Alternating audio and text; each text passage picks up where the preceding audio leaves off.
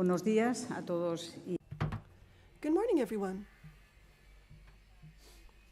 Thank you very much for joining us here today.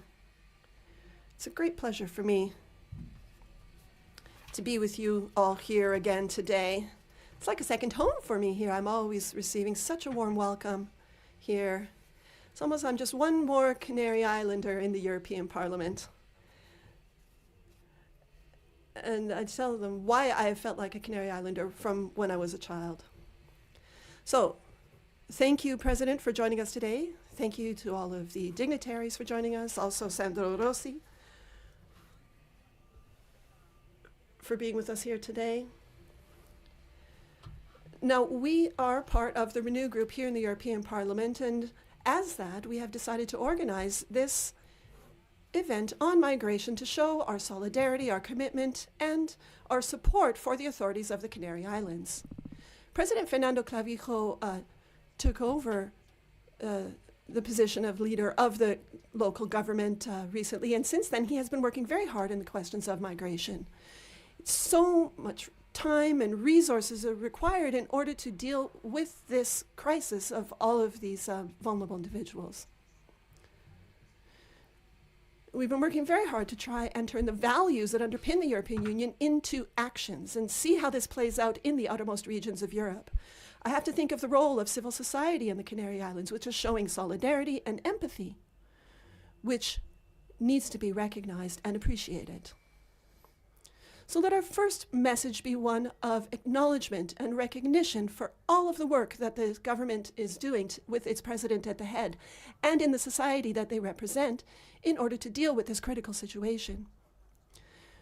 We see that we need to be the first responders to those who risk their lives in order to reach these islands. We'd also like to express our solidarity and our commitment as European legislators.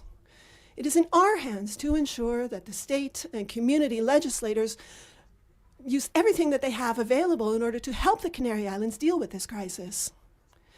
And when I say measures, I mean that we need to immediately send the resources that are needed in order to deal with these migratory flows of the people who arrive at these islands and ensure a fair burden sharing of responsibility to deal with the people who come.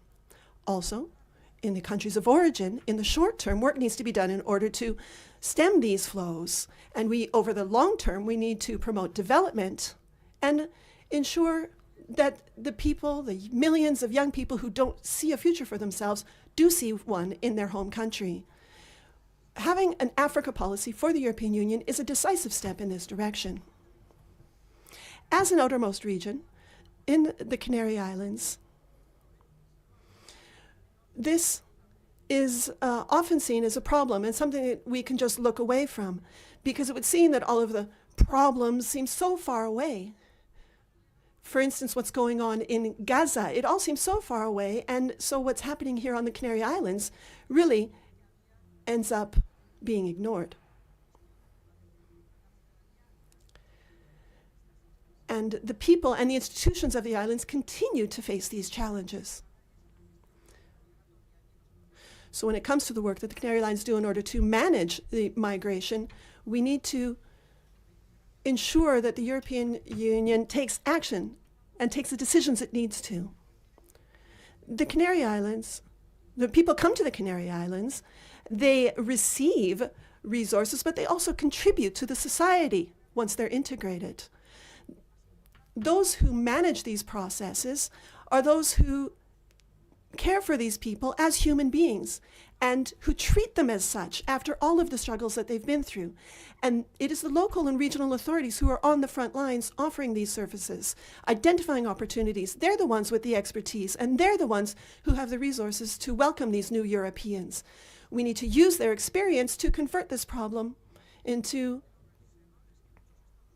an opportunity. Often it's seen as simply a matter of numbers of visas, and that is a very short-sighted vision. It leads to a populism which we're seeing rising across the European continent. That's why this is something we need to consider today.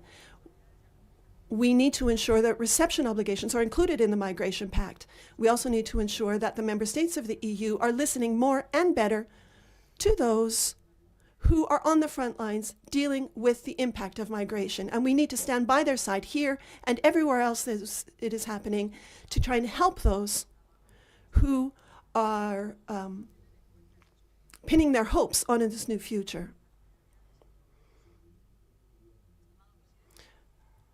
President, you can count on our full support and commitment to help you implement your work within the framework of this new migration pact. Thank you.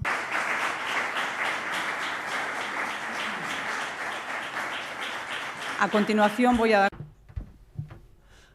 I will now give the floor to Sando Gozzi. He's the Secretary General of the EDP. And then we'll be hearing from President Clavijo, the President of the Canary Islands, for the opening speech.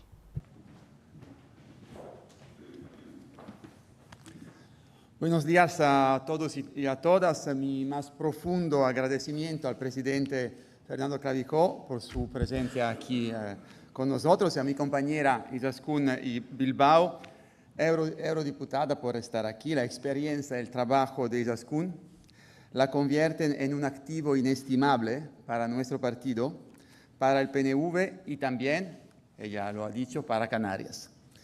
Las regiones ultraperiféricas son parte integrante del ADN político del Partido Demócrata Europeo, razón por la cual el acto de hoy es tan importante al comenzar nuestra campaña para las elecciones europeas. Frente a la furia de los extremistas, los partidos tradicionales se debilitan, los violentos vientos de populismo están sumiendo a algunas democracias en una crisis de representatividad. Pero nuestra familia política se mantiene fuerte y más decidida que nunca. Este año celebramos el 20º aniversario del Partido Demócrata Europeo. Desde 2004 hemos venido construyendo una nueva fuerza política central que aboga que reinventar la Unión Europea. Frente a la agitación económica, social y medioambiental y ante el regreso de la guerra en Europa, nuestra voz humanista y profundamente europeísta es la única respuesta posible a todos estos retos. Por eso, un llamamiento a todos aquellos que comparten nuestros valores de democracia, Estado de Derecho, derechos fundamentales, paz, progreso social, inclusión y solidaridad entre regiones, pueblos y generaciones, para que se unan a nosotros. Para nosotros el proyecto político europeo es central, pero reinventar Europa es una tarea ardua que requiere a la vez determinación y ambición. Estoy hoy aquí para marcar el inicio de la campaña por Europa en las Islas Canarias y para subrayar que las regiones ultraperiféricas están en el centro de nuestras prioridades para el futuro de Europa. El acto de hoy no es solo un acto muy necesario sobre migración, es nuestro acto inaugural en las Islas Canarias para las elecciones europeas. Los demócratas europeos estamos aquí para demostrar que Canarias y las demás regiones ultraperiféricas no están solas. Nuestro manifiesto tiene muchos capítulos que abarcan todos los grandes retos a los que se enfrenta Europa, las transiciones digital y verde, la energía, la agricultura, la pesca, la inteligencia artificial, la igualdad y la migración. Pero esta mañana me limitaré a darle una visión general a las partes más relevantes para Canarias, empezando, por supuesto, por la migración. Como algunos de ustedes sabrán, fui ministro de Europa en el gobierno de Matteo Renzi y en el gobierno de Paolo Gentiloni en Italia. Y tuve que hacer frente a la crisis migratoria europea de 2015, tras la tragedia de Lampedusa en 2013. Así que yo, más que nadie, sé lo que significa sentirse abandonado para hacer frente a los flujos migratorios. El problema hoy es que no se habla lo suficiente de las Islas Canarias fuera de España. Esta isla es uno de los principales puntos de entrada en Europa de los africanos occidentales.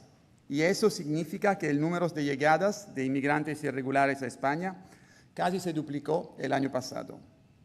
Sabemos que la respuesta debe ser europea. Ha sido objeto de años de negociación en el Parlamento Europeo y en el Consejo, que han culminado, Izaskun lo ha dicho, con la conclusión del Pacto Europeo sobre Migración y Asilo. Esto permitirá establecer normas unificadas sobre las condiciones de acogida, las condiciones que deben cumplir los solicitantes de asilo, el reasentamiento, la cooperación y la solidaridad entre los Estados miembros y la forma de gestionar las situaciones de crisis. Yo creo que esto es muy positivo para Europa, muy positivo para España, muy positivo para las Canarias. Y los canarios conocen muy bien la migración, porque buscaron oportunidades en el Nuevo Mundo, Cuba, Venezuela, Puerto Rico, República Dominicana, y lo hicieron desplazándose en familia. Y ese flujo migratorio se mantuvo durante siglos. Para nosotros, los demócratas, es fundamental dar respuestas concretas porque esa es la Europa que queremos. Ofrecer soluciones concretas. Y este es un tema crucial de nuestra campaña y especialmente en Canarias. En pocas palabras, queremos una Europa que promueva la coexistencia armoniosa en toda su diversidad. Las crisis migratorias recurrentes han demostrado que es claramente necesario un planteamiento unificado. Por eso, queremos una política de asilo e inmigración humana y justa que respete los derechos fundamentales de cada persona y garantice al mismo tiempo la seguridad y el éxito de la integración de los inmigrantes. Esta política tiene que estar basada en la solidaridad entre los Estados miembros y el apoyo a iniciativas que aborden las causas profundas de la migración forzosa. También nos esforzaremos por establecer normas comunes para hacer frente a los retos también de la migración económica y climática. No se puede seguir dejando solo a los países y regiones del sur en la vigilancia de vastas extensiones de fronteras marítimas. Por eso, apoyaremos activamente la puesta en marcha de la nueva asociación entre europeos y africanos, lanzada en febrero 2022, bajo la presidencia francesa del Consejo de la Unión, Testing. para el desarrollo de un continente en rápida demográfica. Apoyar a África como amigo y socio ayudará a controlar mejor la salida de sus ciudadanos hacia Europa. Helping its people to reach Europe. What we need is for civil society and for young people of both continents to join this initiative. We're convinced that the diasporas can be converted into renewable energy resources that can drive this new strategy of shared growth and prosperity. Another important point is that successful integration requires European policies that involve cities and regions. It is at the local level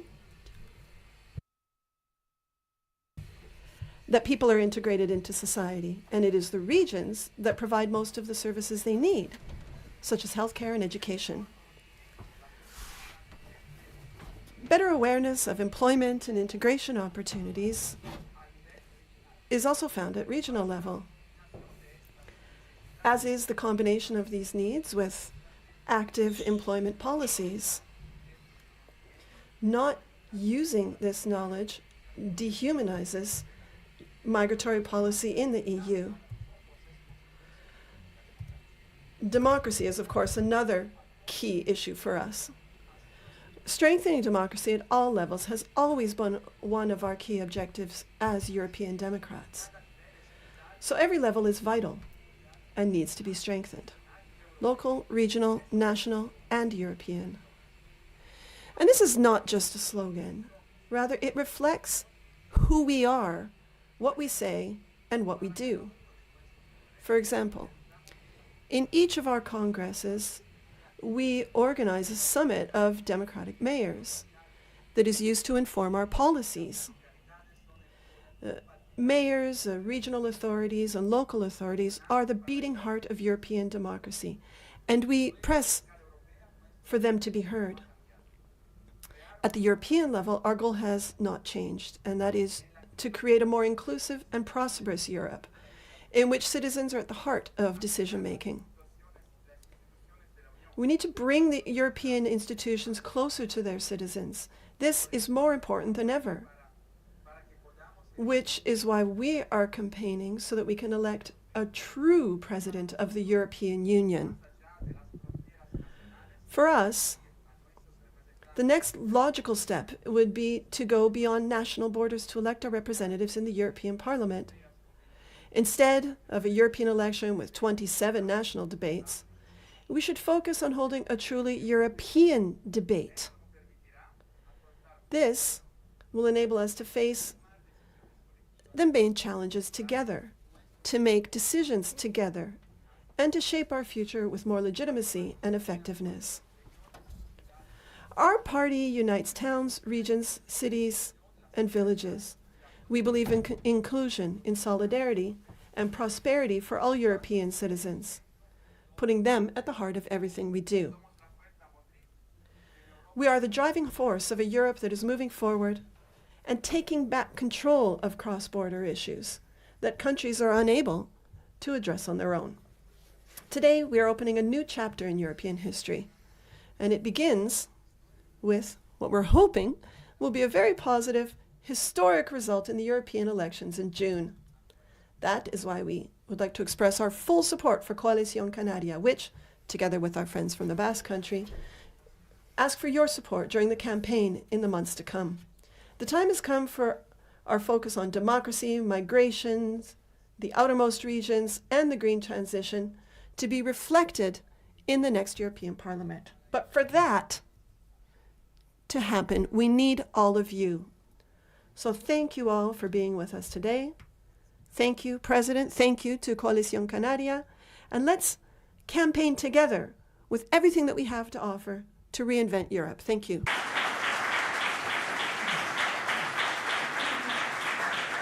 Maybe you can do.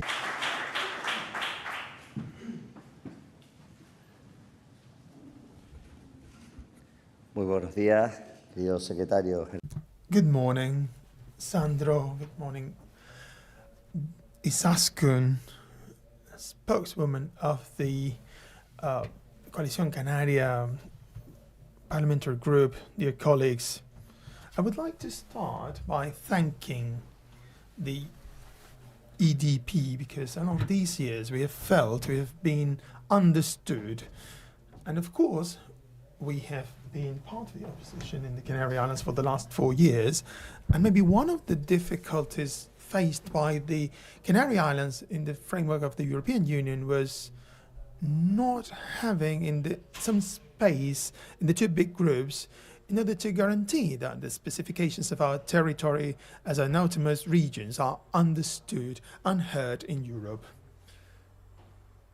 When we came back to government of the Canary Islands, we could see how through the Committee of the Regions, the European Union finally include the Atlantic route as one of the ways for migrants to reach Europe. And in our committee, we could place this resolution with the support of the EDP. We are facing a great deal of challenges: climate change, the common agricultural policy, economic policies, the singularities that we need to delve into from the Canary Islands. And if we don't have a political force that could understand our singularities as the EDP does, at the end of the day, the Canary Islands will end up being diluted in the two big Europes that many people consider. Of course, as Sandra mentioned, there is the Europe of territories, the Europe of outermost regions, the Europe of cities. There's another Europe. And the ones, us who live here, believe we are Europeans too. And we want European policies to understand us and help us to improve the quality of life of those who live in fragmented territories. I thank you for starting your campaign here in the Canary Islands. speaking about one of the main problems we have in our archipelago. But I would also like to thank you that over the years, every time we had to start a dialogue with Europe or to start an initiative in the continent, Izaskun and the EDP were present. We felt we were heard and we were understood. Sometimes we were successful in our interactions, but in some other cases it was not possible.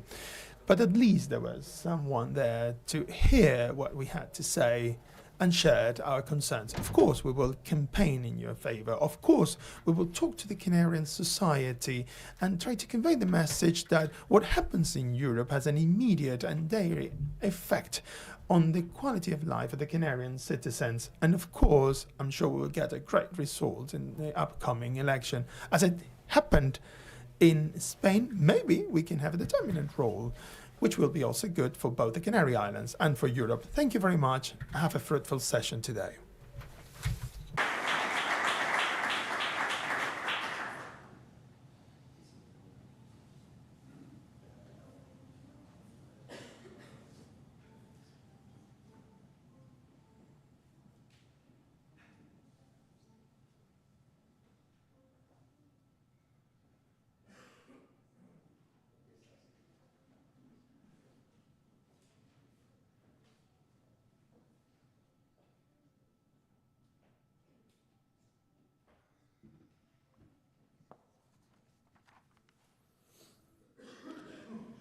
Well, dear European colleagues, as this will be my first event in my home, please forgive me to speak in my native language today. Así que, estimado presidente del Gobierno de Canarias, estimados eurodiputados, eurodiputadas, miembros del Partido de... Members of the EDP, colleagues from Coalición Canaria, and public in general. To start with, I would like to thank you for being here with us today, sharing and discussing on a problem that is and will be a challenge for Europe. We're proud to say that the Canary Islands are an open territory, given its geographical location and its multicultural factors. The Canarian citizenship and have always been open to help when it was required. But recently, there's no doubt that given the unusual increase in the arrival of migrants, the limits of these regions have been overcome. I'll be brief. As young Democrats and as their representative here today, we're seeking to protect the social rights of every single person, no matter where they come from. In line with our European values, every single individual has the right to have their basic life conditions covered.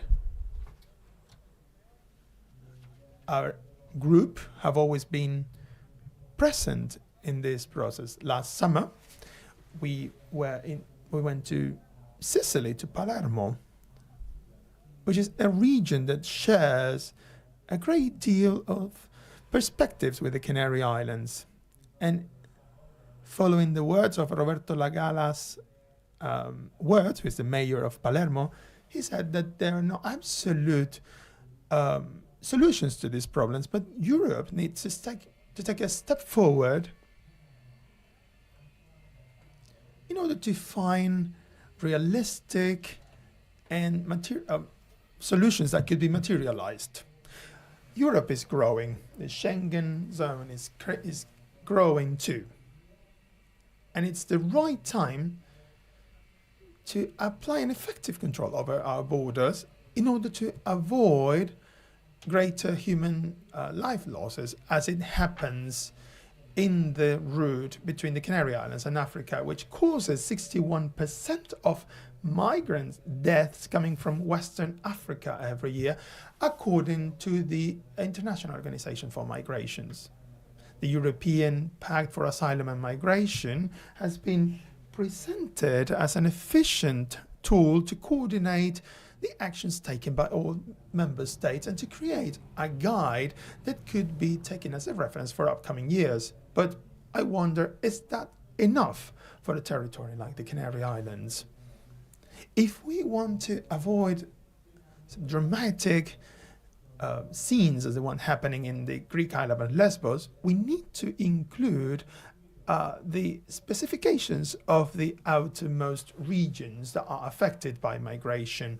As it is stated in this pact, international cooperation is more important than ever to support all the countries and to create economic opportunities there and to improve readmission agreements and speeding up voluntary returns and helping with their reintegration in their origin countries. This international cooperation will be paramount to fight migrant traffic by strengthening the existing resources, such as Frontex, in order to avoid harmful and painful situations where migrants die in the favor of others. In the upcoming European mandate between 2024 and 2029, this political alliance will start new agreements that will end up in fruitful solutions. Before I conclude, I would personally like to thank Izaskun Bilbao, who after 15 years living between Strasbourg, Brussels and the world, has been supporting our region. And she has also been supporting our Association of Young Democrats.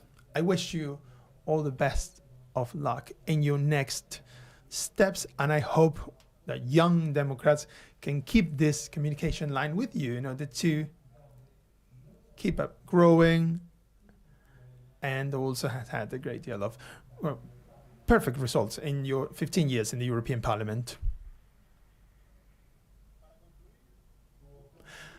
I would like to say that the European youth and the Canarian youth have their arms open to work together and bring the Canary Islands to the very core of the European Union. Thank you very much.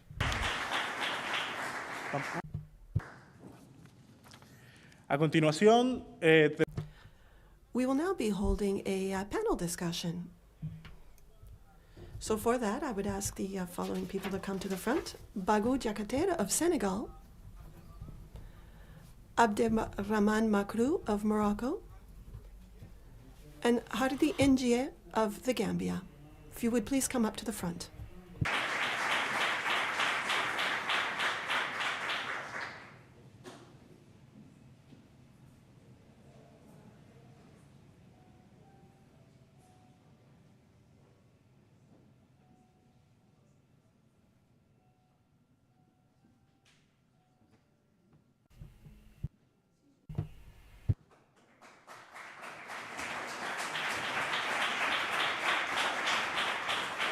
Sit down, bro.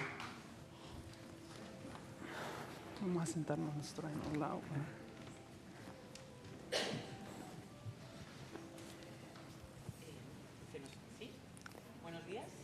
¿Se nos oye? Sí.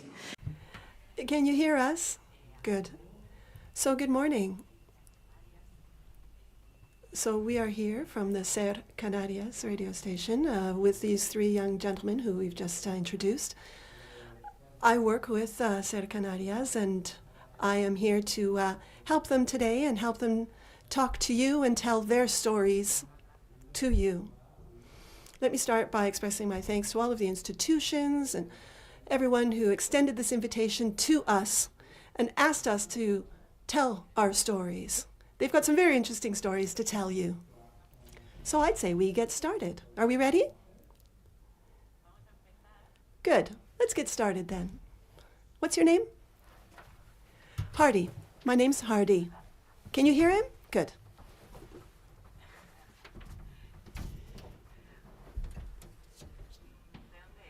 Where do you come from, Hardy? I'm from the Gambia. How old are you? I'm 19 years old, but I'll be turning 20 soon. Do you remember how old you were when you came to the Canary Islands? Yes, I came in 2021. So how old were you? I was 17 at the time. I'm sure you remember, but let me just ask you what your life was like before you came to the Canary Islands. Could you tell us about that? So I was at school, and I liked to play football in my country. From when you were a boy, you were in school? Also, when you, as an older child, you were at school? Yes. Yes. Now, you said you always had to be on time because the schools closed the doors if you were late. I have to tell you that Hardy is very, very punctual. I told him that we would be meeting at 9, and what time did you arrive? I was here at 7:45, is the answer. I think this is because he still has it very clear in his mind how the schools used to close their doors if you showed up late for class and they wouldn't let you in. So I can tell you that Hardy is very, very punctual. So tell me about football then. You played football? Yes, I played football in my country, and when I arrived here, I also joined a football team. Did you have a job? Yes. What was your job? I was a kitchen help. In a restaurant? In a cafeteria? Yes, I worked in a restaurant, in the kitchen. Whose restaurant was it, is the question. Was it a family restaurant? No. It was from a private company. And did you spend a lot of time working? Yes, more than 6 months. And why did you decide to come to the Canary Islands? Well, my life there, in my country, just cannot be compared to the life that I have here. Things are so difficult there.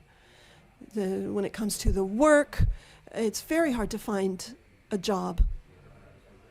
And so I wanted to leave my country to have a good future and to give a future to my mother, my father, and my family. Did you tell your parents that you were leaving when you decided to come here? No, I didn't. Why not?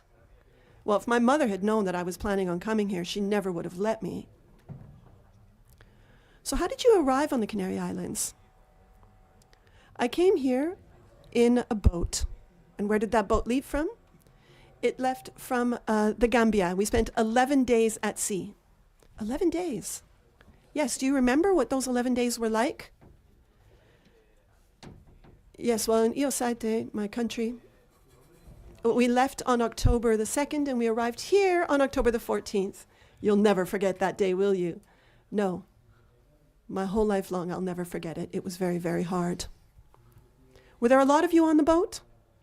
Yes, there were more than 200 of us on the boat. So you arrived on Gran Canaria, is that right? Yes. And tell me about what your first memories are of your time in Gran Canaria. Well, the first day we arrived here, I was very happy to see this new world and where I'd arrived. And just the fact that you'd managed to arrive, which was very important. Yes. And you were underage when you arrived. You were under 18. Yes. Tell me about the first place you lived. In Tejeda. You were in a welcome center? Yes, I was in a center for unaccompanied minors in Tejeda. But you were 17 years old, so you must have spent very little time in that home. Yes, that's right. How did you get to meet Fer? I met him with my friends. So you had friends? Yes. So friends who were in the SEAR, and you got to know them when you turned 18 and you left the youth home, is that right? Yes. So I was in the youth home. I was in Cruz Blanca. That's where the youth home is. After that, in Almeria, I was working, and then I came back here. I didn't have a home, so I was living on the streets for more than a month. So Hardy, when you left the youth home, you left Almeria because you managed to find a job there, but then your job there ended and you decided to come back to the Canary Islands. Is that right? Yes. And you're saying you spent a month living on the streets, right? Yes, that's right.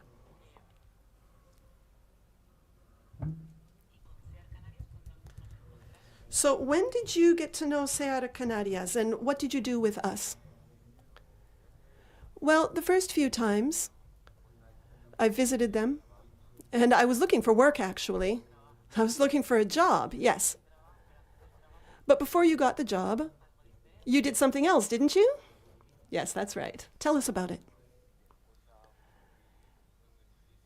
something very difficult time in my life I had to do before I found a job. But then you decided to do some training. Yes, I did one for warehouse working and then also some vocational training to get more education. And are you working now? Yes, now I have a job. Where? In Anfi del Mar.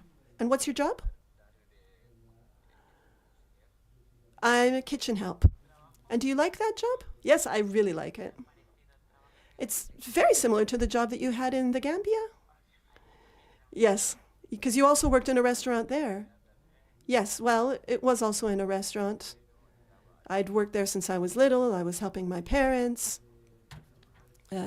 My father went to work and I would join him there. So, what do you recall as being your hardest experiences since you arrived in Gran Canaria? Well, the hardest time was when I was living on the streets. So from the time you were on the streets until you found your first home, is that right? And that was a shared flat, right? With other young men? And what was the best memory? What's the best thing that's happened to you here on the Canary Islands so far? Well, one of the best things that I've got here is the fact, the best moments was the day I found my job. I was so happy to get that job. I was so pleased. And how long have you had that job now? More than 4 months. So you've had a few different jobs. So looking forward now, what would you like to happen in the next 5 years? Well, if I have the chance, I would like to be able to help other people the way that people helped me. Also, your family's still in the Gambia, is that right? You'd also want to help them. Are they here? No, my family is in the Gambia. So your mother, your siblings, they're all in the Gambia. And do you talk to them? Yes, we talk every day. And how are they doing? They're fine? Yes. Well, thank you very much for telling us. Is there anything else you'd like to share with us that you haven't told us yet? Something important that you'd like us to know? Let me just say thank you to all of the people who are here, who've helped me. I'm so grateful. And I'm so pleased to be able to tell you about what's happened in my life, to help everybody here. So thanks to all of you for hearing my story.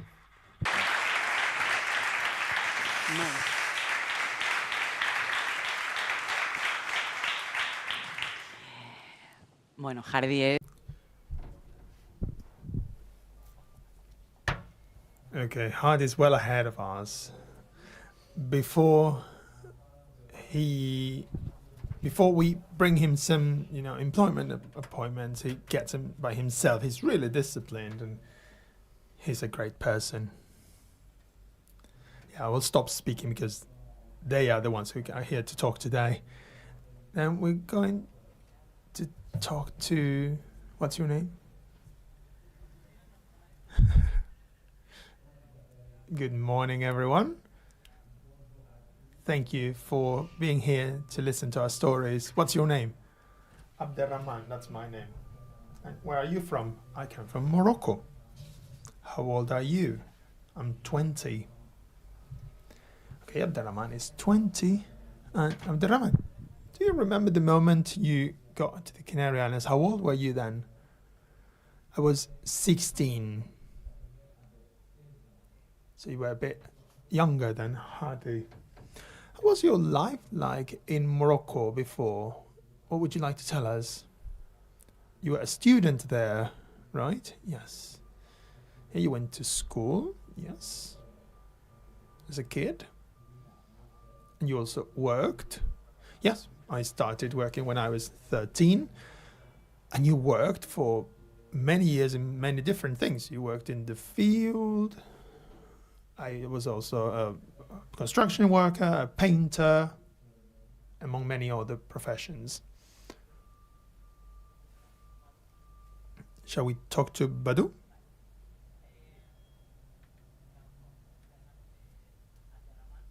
Abderrahman was multitasking from the very beginning. He worked as a construction worker. He was also working as a painter. And at some point, you decide to come to the Canary Islands. I know Abderrahman's story. That's why I will be sharing this with you. You told your family, didn't you, that you were coming to the Canary Islands? Of course, the family didn't want me to come, but that was the only option I had to improve my life. I wanted to have a better future. I wanted to find something better because I couldn't do anything in Morocco because, well, that's it. And of course, I guess your parents and your family were scared, but still they helped you and they supported you. Yes, because that was a very, very tough path. And the hardest part was taking that boat to the Canary Islands. How long did it take you to get to the Canarian coasts?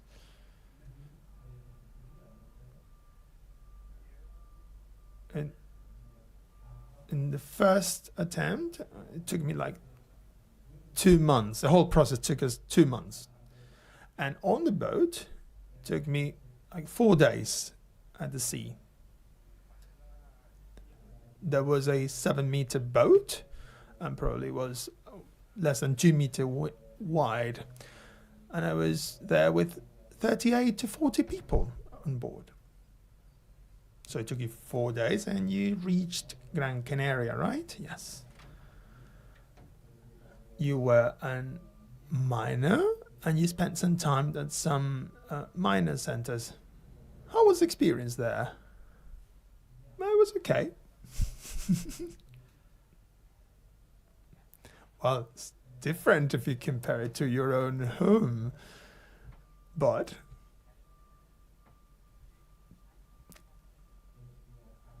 you spent like 2 years in that center. Around 2 years, right? Yes. How did you get to know Ser? Yeah, we at the center. When we met Abderrahman, we were in charge of giving some training for the inmates to become, or the center kids to become waiters. I didn't want to be a waiter at the time, but that was the opportunity I had. And also allowed the children there to get some training. How long did it take you? If I remember right, it was around 2 months. And we had also some practical part in a hotel. Where are you working at the moment? I'm still working there. I'm still working in that same hotel. And what's your position now? I started as an assistant waiter, and I was working at the Faro de Maspalomas, but I was living in Santa Brígida because I was still living in a center when I started working. And as a waiter, you always have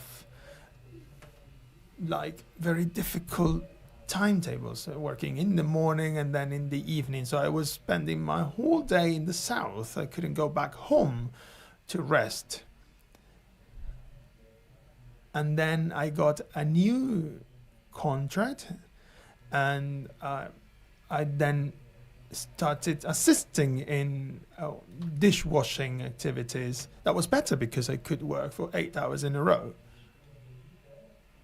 So when we leave the centers, we need to find a place where to live, where we can live. This is not an easy task for anyone. But also we need to find some economic support through work. So the combination at first is tough. You were living in Santa Brígida and then had to work in the south.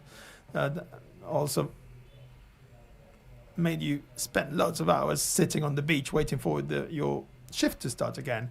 But this change in the agreement allowed you to have a more comfortable timetable. And sometime after, you found a house closer to the place where you work. Yes, when I left the miners' center, I found a house that was closer to my working place. Now I'm currently living in Cruce de Arinaga. I've been working in that hotel for around 2 years now. I am assisting in cooking activities in the same hotel. Some days ago I was talking to him, and most of you will be sharing this thought. It's not an easy task, not even in the past, to keep your job in the center or in the working place where you did your practical part. That's not easy, and it's not a common issue.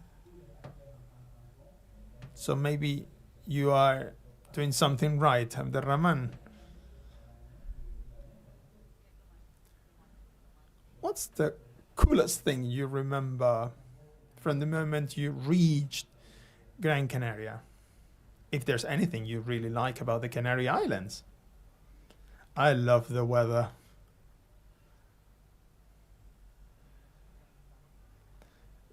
Yeah, you may get from my accent I'm not from the Canary Islands, but it's one of the reasons why I'm still living in the Canary Islands too. The Canary Islands have helped me a lot. Now I have a job. I have everything I need. I'm helping my family. That's why I came here. And here I am. And the people, cool people. What's your future prospects for the next 5 years? Do you have any idea in mind?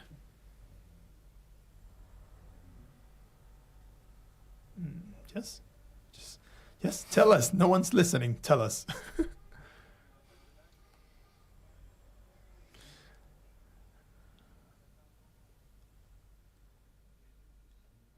I think it's going to be a bit difficult because it's going to be tough to get the nationality here, our citizenship, but the salary here is a bit, well, I would like to move to France or Belgium. I'd like to go to these countries because salaries are better up there.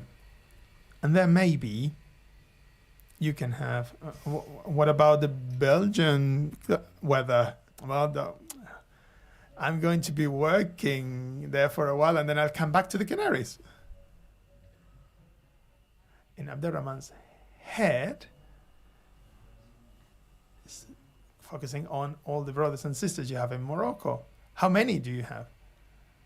I have 5 siblings. I'm the 6th. Abderrahman is not only thinking about keeping himself in the Canary Islands, but he's giving some support to his brothers and sisters and as well as his parents in Morocco. So he's familiar with the situation of other migrants, so maybe, and he's thinking about maybe it could help in a different way. From the age of 14 and 15, I am the breadwinner because it was a family problem. And this is why I had to leave school, find a job, work in anything I could find.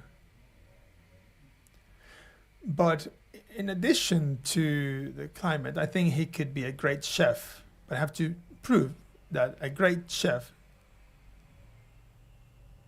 needs or will get a better salary than the one that he has at the moment. Or maybe he could stay here in this wonderful weather and these wonderful people that are making our life easier. Thank you, Abderrahman.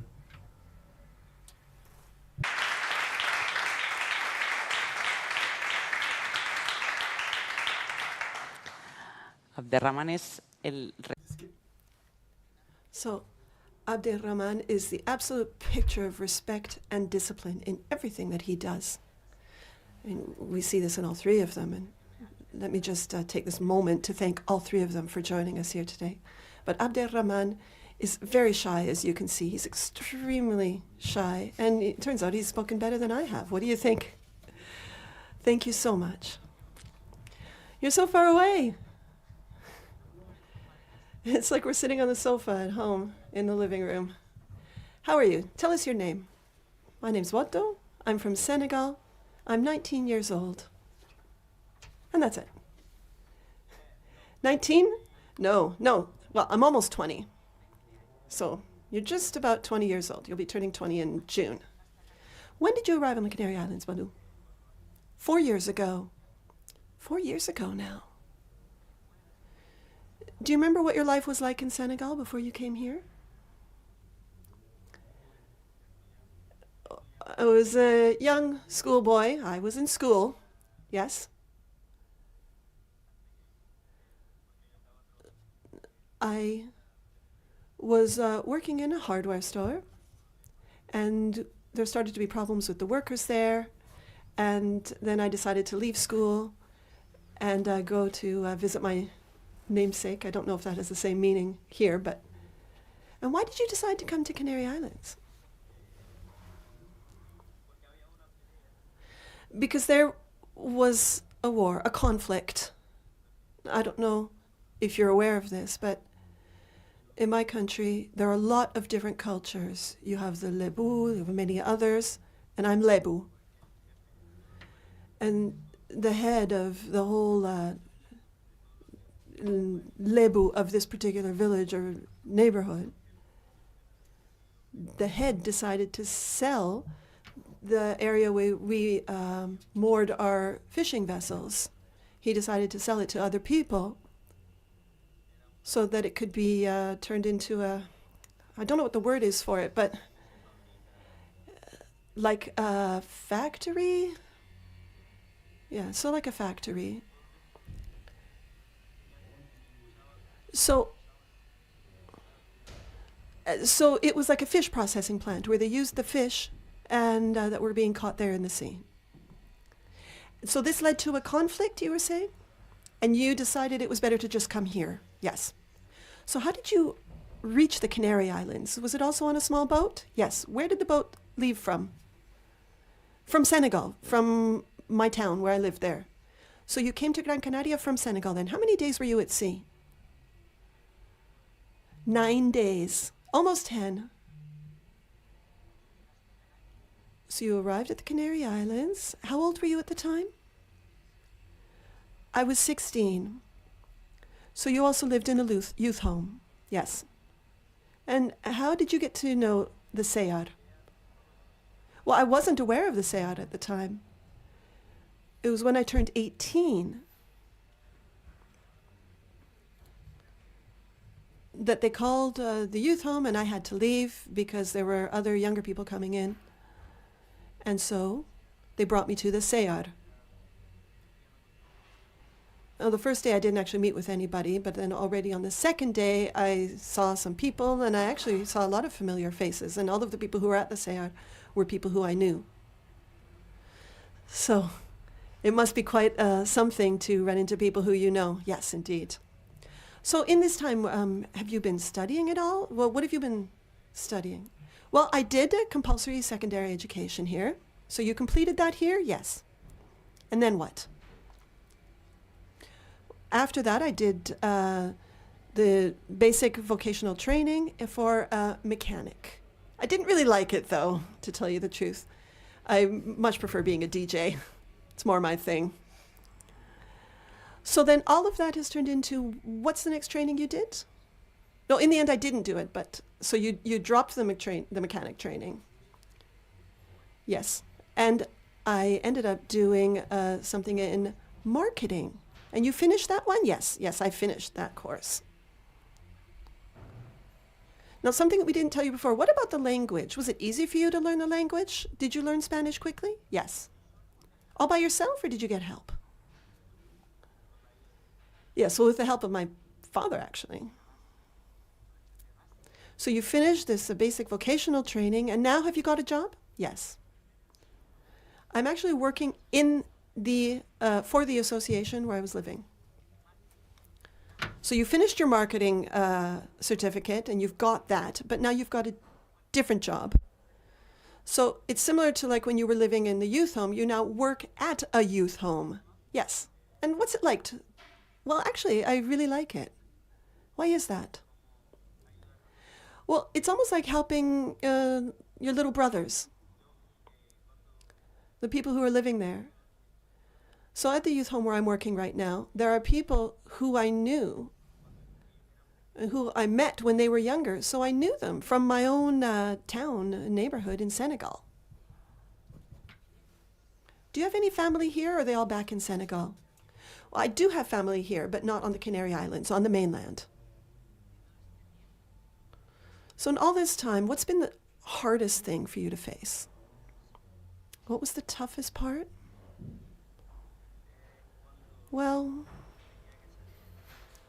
when I had to leave the home and find my own place to live, and it was really hard for me to find a place. It was really hard. So it was hard, but you did manage it. Yes, yes, I managed it. And now you've got your own home, you pay your own rent. Yes. Do you live on your own, or do you share a flat? No, I share the flat with some Canary Islanders. Okay. So that was the hardest part. And also the documentation, the paperwork. This is a point I think that Abderrahman made. The whole idea about getting your papers recognized and getting all of the papers renewed, and that can be one of the biggest concerns. And what was the best part? What's one of the things that you've enjoyed the most of your time in the Canary Islands? The best part? Well, when I was on a basketball team, I joined a basketball team and I would go to their practice every day. I spent 2 years on that team. So I trained with that club for 2 years, but I wasn't allowed to play, but I went to all the games. I was the first to show up in the stands.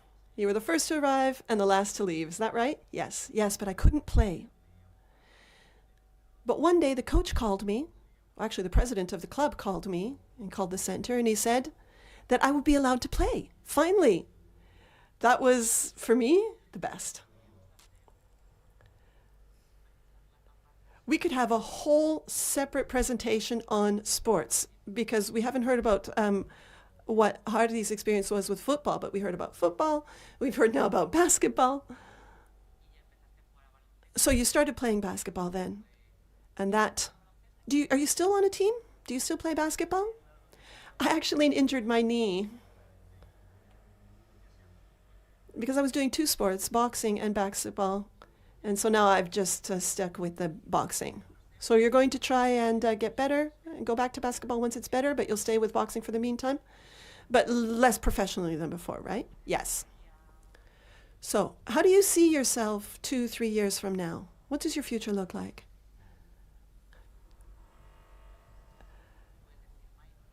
You could just say, I don't know. I mean, if someone were to ask me that question, I'm sure I wouldn't know.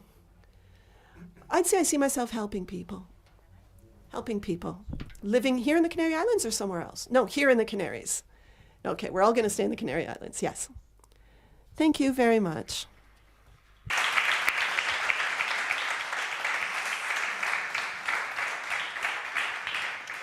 Y Badu, bueno, Badu ha sido... So Badhu has been truly committed. He started with training, he did his education, he finished his schooling. He had to start over again a number of times, but he now has his certificate. He has the certificate in marketing, and he really likes it. He told us that. I'm sure that he will find it useful. I'm sure if he decides to create a life in marketing, he'll be able to. Now, the job he has now is not something that he planned to have, but he's really enjoying it as well, right? Yes. So you have your job, you have your home, and you're looking to the future. Good. Well, that's what we wanted to share with you. I don't know if there are any questions from the room, if there's anything anybody would like to say. Not ask me questions, maybe ask these gentlemen questions. Anything you'd like to know from them? Yes, go ahead. A mí me gustaría sobre todo agradecer las historias y... I would like to thank them for sharing their stories with us, especially Hardy, Abderrahman and Badu. But please, I would like Badu to explain with, of course, my help, why it took him so long to play basketball. Why was it so hard for you to start playing with the team? Why did it take so long for the president to call you to start playing with the rest of the team? Well, it had to do with some official papers. I didn't have the citizenship, but so it made it more difficult. In terms of professional sport, this documentation process has a great deal of impact. This is another path we have to walk through together. It took him a long time, but he finally succeeded. Hi. I would like to know the situation within your families. How did they take your decision to leave the country, and how this was managed by your parents? How can you repeat the question, please? So the idea of leaving the Gambia, Morocco, or Senegal, how was that tackled within the family environment? Did you tell your family that you had decided to take a boat to come to the Canary Islands? I tried 3 times to get to the Canary Islands. The first time there was a fight on board with knives and so on, and the second one we were caught by the, I don't know how to say, maybe the captain. Well, it was a Spanish boat. We were taken by that boat and we were stopped, so we had to return. And then the third time I arrived here. So Badu, did you tell your family you were coming here, or didn't you tell them at all? Well, the first and the second I did tell them, but then I didn't tell them the third time. Now, once you are here, if we manage to contact the family and let them know that you are here, I guess that must be a very thrilling moment. A month after I reached the Canary Islands, I called my mum, and in that first call, I told her, "Hi, Mum," and she heard my voice, and then she couldn't keep up talking because she started bawling and crying. Why did it took you a whole month to call your mum after arriving in the Canary Islands? Because I got here during the pandemic and I was left in lockdown, so we had no access to telephone at all. So that wasn't an easy moment. It was a very tough moment, to be honest.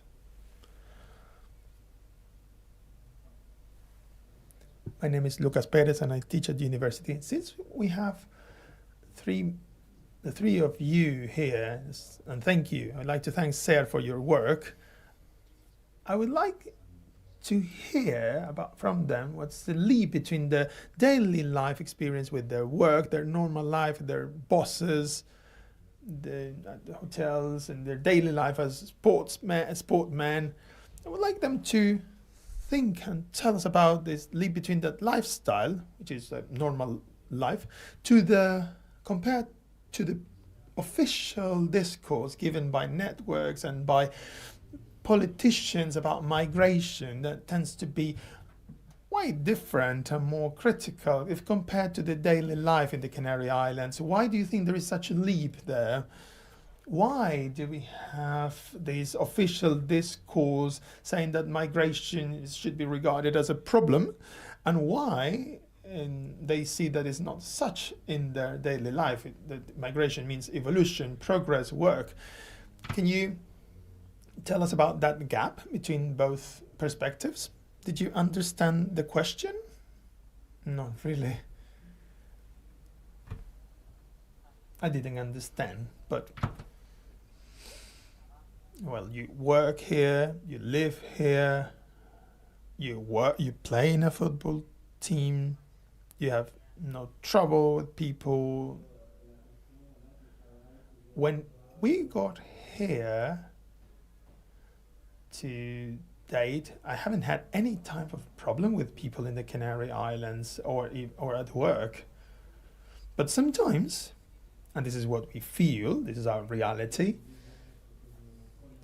When we watch television, as we mentioned before, that we see that many migrants are reaching El Hierro, for instance. So the message we get through television or radio programs is that we're getting loads of people coming to the Canary Islands. They are coming to cause trouble.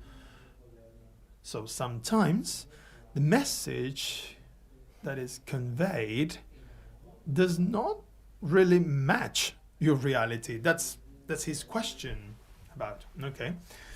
So any person leaving his country to come here does not want to come here to have trouble, or because every single immigrant leaving his own country wants to come here to work and to have a better future, to help your mother and your father back in your country. But in my opinion, I've met many people that have come here from my country, but they all want to work to help their family back in our country. Thank you.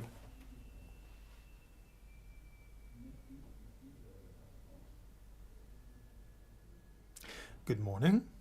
I would like to thank you for sharing your life stories, and I would like to ask you if your expectations when you were in your countries about this ideal Europe with different conditions and work are now different from the ones you found when you reached our continent, and if they are different, are they still positive for you? Would you convince your friends back in your countries to come to any European country to live?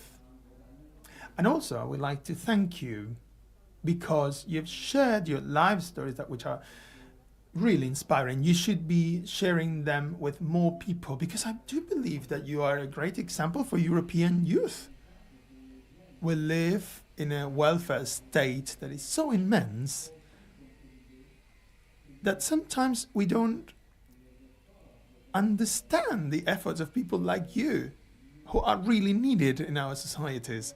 So would you do that once more in the future? Because we see the risk. You put your lives at risk, and it's the most valuable asset you have. And of course, the conditions are not easy once you get here. So would you do it again? And what do you tell your colleagues and your friends when they ask about your lifestyle here? If I go there, would you welcome me? Would you help me? What's your opinion about this? Badu. My younger brother called me and said to me, I'm going to get on a dingy boat. And I just simply stopped the conversation. Do you think I'm scared? And I said, no. So do you know why I stopped the conversation? I said, no. He said, no. So have you ever felt I was scared to get on the boat? And I said, no. But on my way from Senegal to Spain, I was scared. I would never forget those 2 days because I was almost pushed into the water. We were between Morocco and Spain, and you can see very wild waves, and the boat moves a lot, and I was very scared, and especially because I was asleep, and they tried to wake me up several times, and I didn't wake me up, so they decided to throw me into the water. And at the same time, some people who knew me looked at my face and said, no, he's not dead, he's sleeping, just leave him on board. And then I woke up, and they told me the whole story. And they told me that I was very lucky. I thought they were kidding me. But then some other people that I know very well reaffirmed that. And one of them was here today, and we meet every week. And every time he sees me, he says, you are a lucky man. because otherwise your parents would be praying for you right now. Sorry. A friend of mine asked me if I should come, and I said no. It's not because I'm selfish or a bad person at all, and he knows me very well. He's my best friend. I love you very much, and this is why I ask you not to come. If you come here, come by plane, but don't get one of those dingy boats or to come to the Canaries. Would you do that again? Would you get that boat again? Oh, bro, no. Abde, would you do that again? No. It's difficult to answer this question because you leave your country and you are very scared, but after having the experience, it's different. The problem is that once you're on the boat, you don't really know when you're getting your destination. Many people think that it's an easy task, but it's not. It's very hard, it's very tough. Many things happen at sea, and it's a very complex situation, of course. Well, we have an answer to that question then.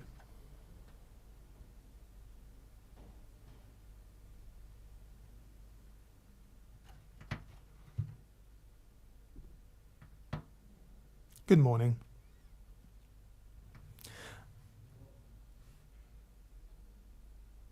Did you pay to get on the boat, and how much did you pay for the trip? Who would start? Did you have to pay to get on the boat and come here? Did your family have to pay for that amount? How much was that? Isn't it easier to fly to the Canary Islands by plane and then work here and not risk your life rather than paying to risk your lives at the sea? Before I left my country, I was playing football in there. I was getting a salary and I was saving that money every month.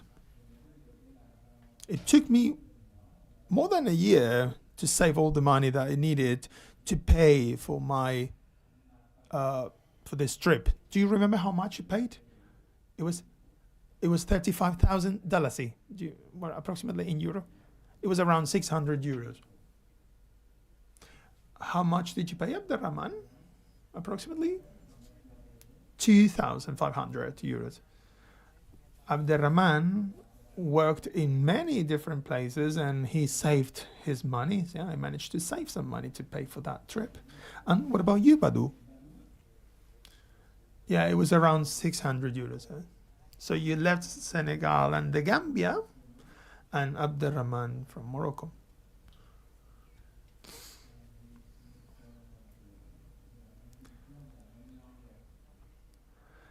You didn't come by plane because you didn't have the visas to take the flight. You don't have the permits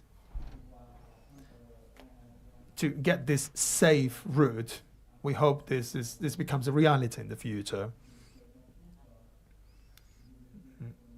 and we want those routes to be legal. I would like to thank you for your effort to be here. We have been seeing each other for several days to prepare this meeting. But I would like to say that when I was talking to Badu to prepare this meeting, maybe now you can elaborate on this, among your future objectives, when I asked him what would you like to happen in the upcoming 5 to 10 years, he said that his dream was to bring his sister. Now, you please tell us about that because it's better to hear it from your own voice. But I would like to link it to the previous question. He wants her sister to come, but not on a dingy boat. But it's difficult because a great deal of people require visas, but they are not granted. So we want more legal routes to come to the Canaries.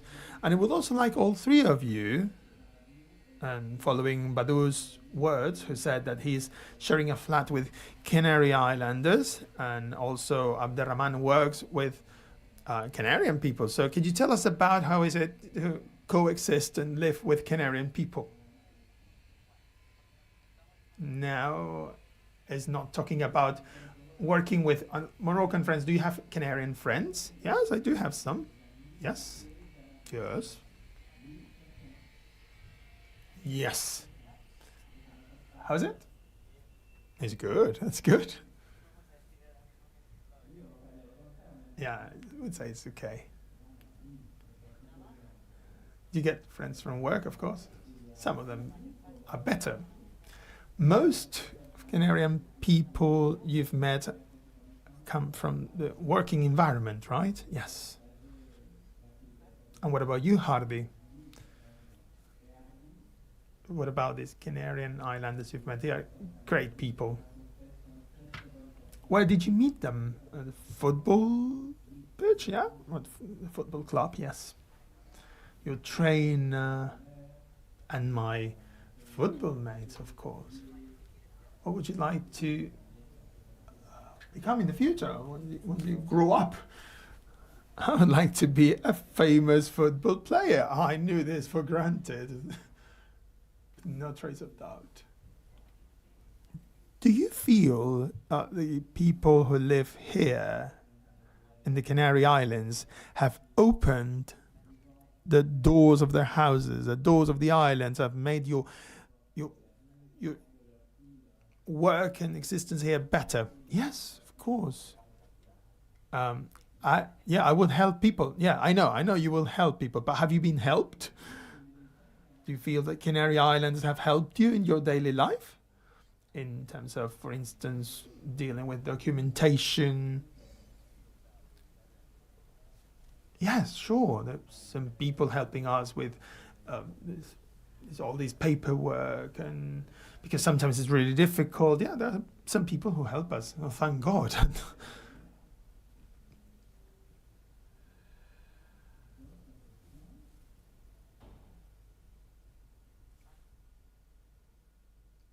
We might need a microphone, please. First of all, thank you for your stories, because each one of them brings us a different world, and all three of you represent three different worlds. And my question is, if you had the chance to talk to all the young people in your countries, what would you tell them right now following your experience gained in this time in the Canaries? And with all these lessons that you've learned and all these aspects you have experienced, if you had the chance to open a marketing office or a restaurant or a football club in your origin countries, do you think you would go back there and start projects that would change the way you see things in your countries? I know it's a difficult question.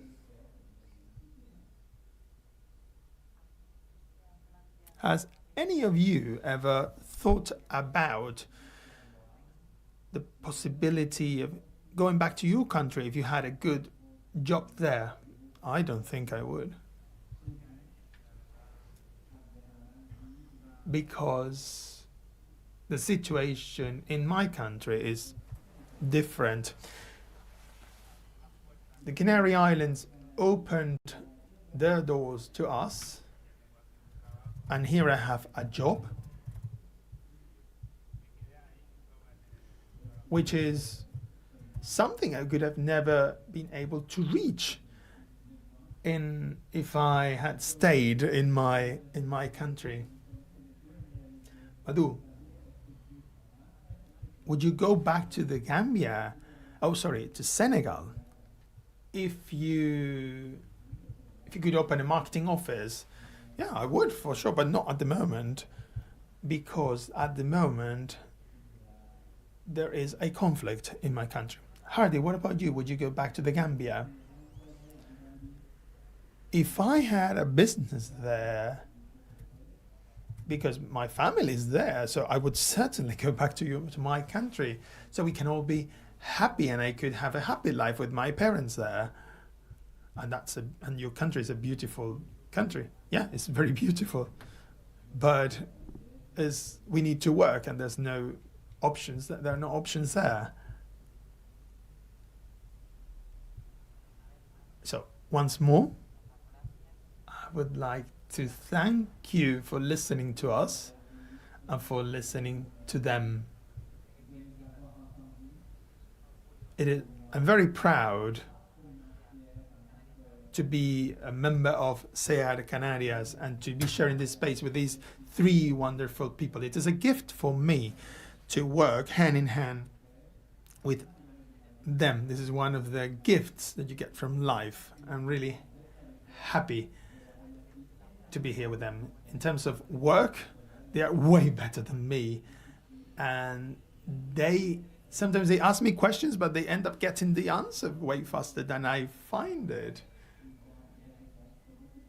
So thank you.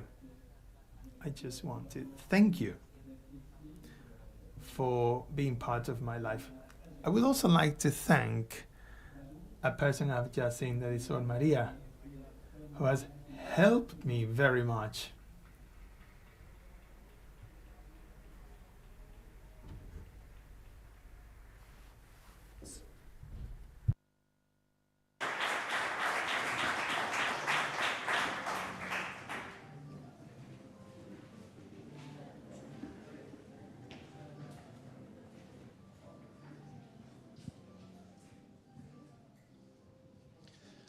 Hola, agora vamos a... So we're going to continue now with the next panel discussion. My name is Jean-Baptiste Ourier. I am coming from Brussels. I work in migration issues there. And we will be continuing with the next panel. A panel that looks at the communities that host the migrants. So for that, I'd like to ask our speakers to come up to the front of the room. That would be Elizabeth Santana. She's a local government representative for migration matters. Also, Rassan Ismail.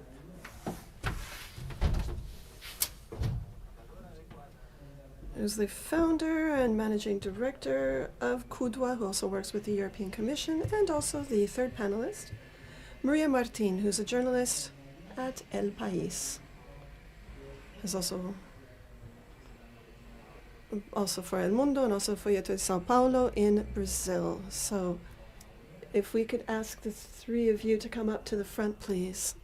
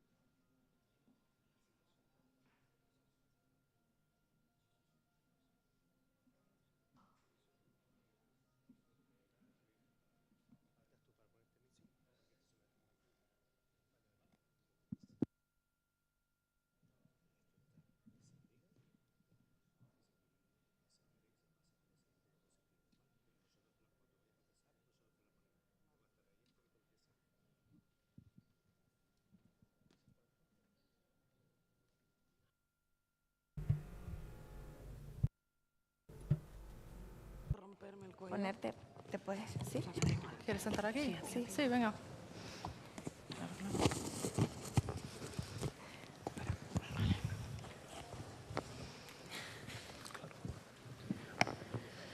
Vale, gracias. ¿O en el bolsillo o en la chaqueta? Sí, bien.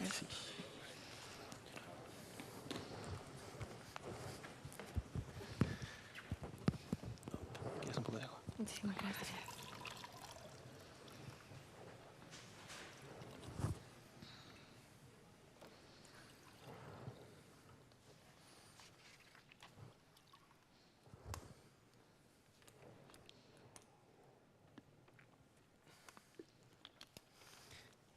Entonces, estaba importante empezar con So it is very important for us to start our work hearing the true stories of these young gentlemen who were talking to us earlier, so we can see what the realities are of these migratory experiences. We tend to talk about them in terms of facts and figures and papers and Excel spreadsheets, but I think it's important. For a humanist party such as ours, it's important for us to look at the humanist side of this, to look at the human stories. So my thanks to these boys for sharing their stories with us on that previous panel. It's never easy. You know, when you show up in a new place, you don't know how to get by, you don't know what awaits you, and so it's important that we hear that. We're going to be continuing now with our next panel. Now, this panel is something that all of you in the audience are familiar with, because we're going to be looking at how the communities that are hosting the migrants work with the migrants. Now, if you have a hard time understanding my Spanish, I will switch to English, but I'll try with the Spanish. So we're going to be hearing from the communities that are hosting these migrants. We heard this about the football clubs and what happens there, and how they live in the schools, and how they work with the government authorities, and it's very important to us to know all that. So for that, let me again just introduce to you the panelists who are joining us for this. We have Elizabeth Santana from the General Directorate of Social Affairs and Immigration of the Government of the Canary Islands, Maria Martin, who's a journalist from El País, and Razan Ismail, who's the founder and chief operating officer of Kudwa. So we'll be hearing from the three of them. I'd like to start with you, Elizabeth, if I might. I'd like you to tell me, if you could, under what sort of conditions are the migrants welcomed here in the Canary Islands? In terms of the material resources that they're provided, and how they're registered, how their asylum requests are processed. What are the different procedures that they have to follow for these kids, but also anybody who arrives as a migrant? How do you process their applications for asylum here in the Canaries? Thank you and good morning, the members of the European Parliament, colleagues, my colleagues from the European Democratic Party. Welcome. I would like to start with data, because I know the data are difficult to share, but behind these data there are stories of suffering, and we need to focus on what is not visible here. We need to focus on those people that are invisible because we're not looking at their situation. They're risking their lives to reach our islands and to try and make a better life for themselves. For them, migration is not a right, but rather it's a need. Now, we've heard our president say this on a number of occasions. In the Canary Islands, we are facing an unprecedented humanitarian crisis. Last year, more than 40,000 people arrived by sea, and so far this year, there's some 11,700 that have arrived on our islands. Currently, in our network of reception centers, we have more than 5,500 unaccompanied minors in 71 different centers. In 2023, the Canary Islands received 70% of all arrivals to Spain, including all arrivals by sea and land. Now, I can give you the hardest and harshest figures, which is what we hear from the United Nations Organization for Migration, and gives us the figures of the deaths. They say that 956 people have died or disappeared on the Canary Islands route last year. However, an NGO, Caminando Fronteras, multiplies this number of deaths by 6, saying that at least 6,007 people have gone missing or died on this route. And they say that this figure is the minimum verifiable number of deaths for them. The Canary Islands are experiencing an extreme and unsustainable situation, and we need to have shared responsibility from the rest of the state. Our autonomous communities need to welcome these vulnerable minors, and the only way to offer them the response that they need and deserve is to ensure that we have a national welcome network in place. We cannot attend to all of their needs in a single autonomous community. So what are we doing at the Canary Islands government? I'd like to list for you some of the things that I will have to look at my notes here because we've had to do a lot in a very short period of time. We are fully committed to giving these people everything that they need in a way that they deserve. So in October 2023, we published the Declaration of the Social Emergency and Priority Attention to the Situation of Unaccompanied Foreign Minors in the Canary Islands who are hosted by the Canary Islands in their welcome centers on December 28th, after 5 years of not meeting. And this is an important point. We once again had a meeting of the sectoral conference on migration, and the Canary Islands assumed the vice presidency of that. The aim of this body is to coordinate and participate actively in managing migration policies. Now, the Ministry of Social Welfare, as many of you know, has convened the Permanent Commission for the Canary Islands Immigration Forum to take place next week, actually, on February 28th. And there we will be looking at all of the different challenges that are faced in the welcome and hosting and reception facilities for the Canary Islands route. We've also proposed a legislative reform through a new decree, which has been approved by the Governing Council and which will be communicated to the Parliament of the Canary Islands on the need to modify the current regulatory framework to guarantee comprehensive protection of foreign minors through their distribution throughout the territory of Spain. Now, this communication will now go to the regional chamber for debate and deliberations, and all of the parliamentary groups will have the opportunity to contribute to it before it is voted on in the plenary. We envisage 4 legislative steps to be taken, but we are committed to amending Article 172, Paragraph 1 of the Civil Code and the Framework Protocol on actions in relation to unaccompanied foreign minors. Doing these things would allow the Public Prosecutor's Office to put the children in the hands of the public protection entities on arrival, which would assume their guardianship so that the Ministry of Social Rights could then arrange for their immediate reception and custody, either in the autonomous community of arrival or in any other autonomous community.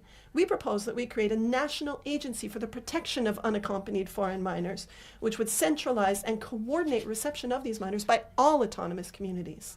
And in demand, we have one demand that please commit to the transfer of these 363 minors to the mainland. So far, commits have only been by Madrid, Aragon, and Galicia, and they have taken between 30 and 40 minors through this process. Let me just remind you that this was a commitment that was undertaken in 2023. We also think it's a derisory sum that's been committed, an additional 15 million euros that's been allocated from the Ministry of Children and Youth as a contingency plan for distribution to autonomous communities. This is not enough when you consider that every month the government of the Canary Islands is spending more than 10 million euros in caring for these boys and girls who are part of our reception network here. The government of the Canary Islands is making every effort to improve the situation of these minors, and we've expedited the tests for determining their age with the aim of preserving and protecting the interests of the minors so that we don't have the same home hosting both underage and adult people. So for that, there has been a special protocol put into place together with the prosecutor's office to speed up the testing process for those migrants who arrive on our islands and where there's doubt as to whether they are minors or adults. Now, thanks to this protocol, between October and November of last year, in this very short period of time, we were able to run 1,300 tests, and it was determined that 51% of those tested were already of legal age. At the same time, we've had undertaken an agreement with the Canary Islands Health Services, some representatives of whom I see here in the room, and we've gone from 20 tests a week to 20 age tests a day across the 2 provinces.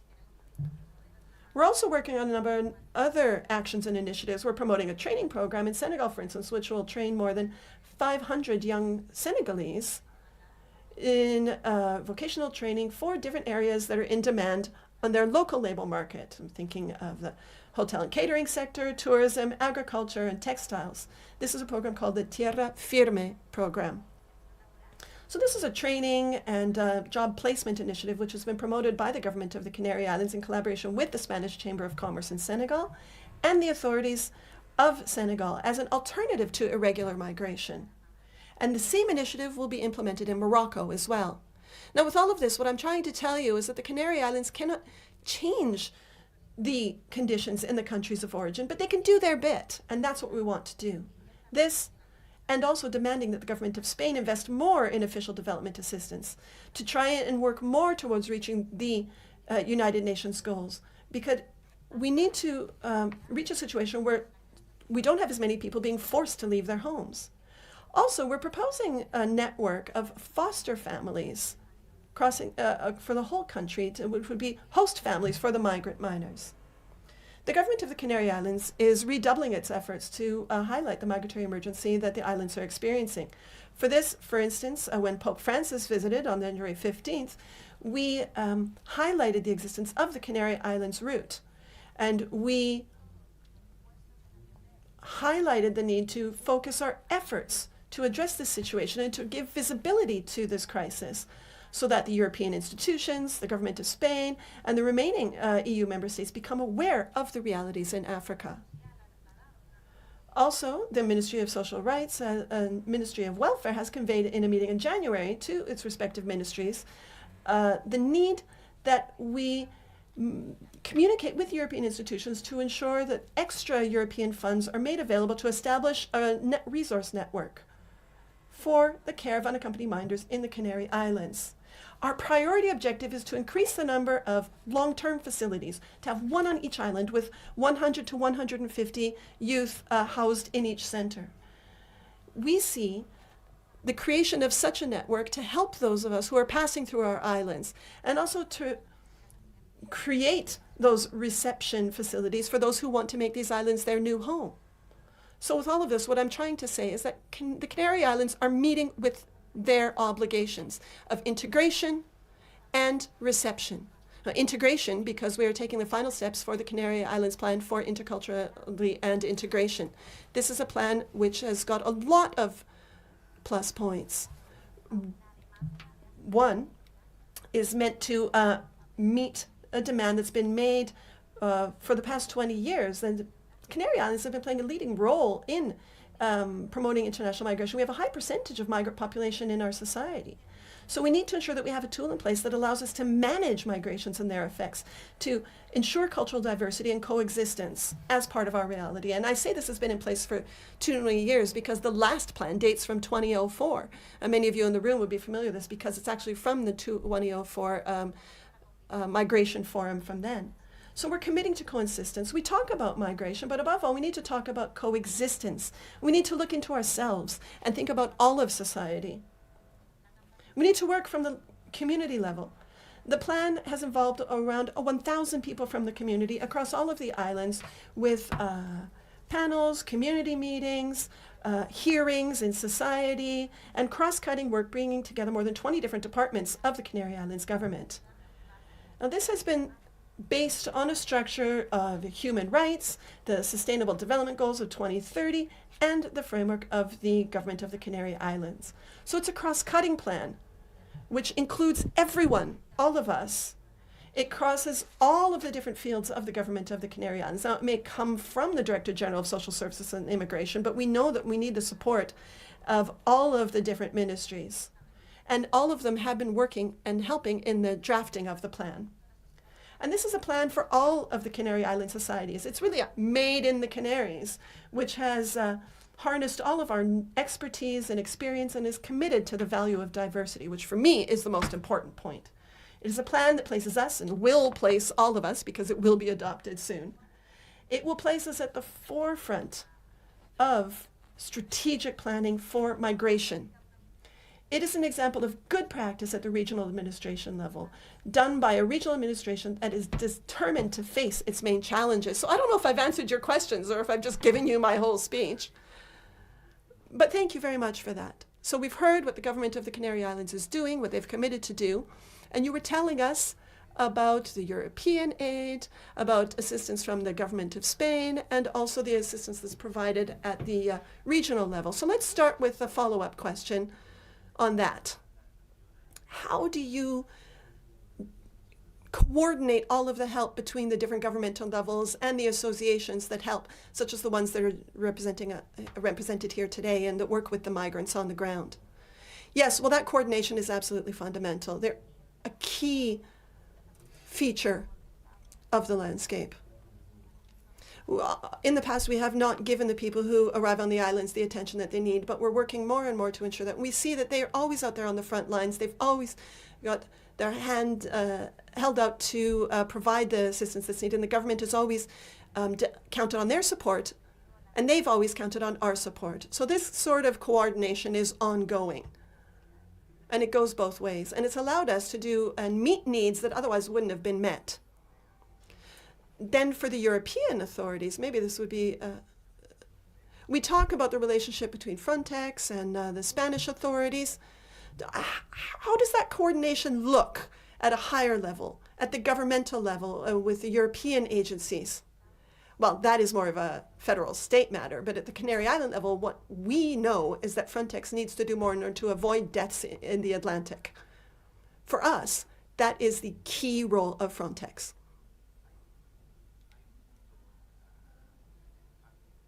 There's the fund, the FAMI. It's the Asylum and Migration Integration Fund of some 6 million euros. How can you tap into those funds?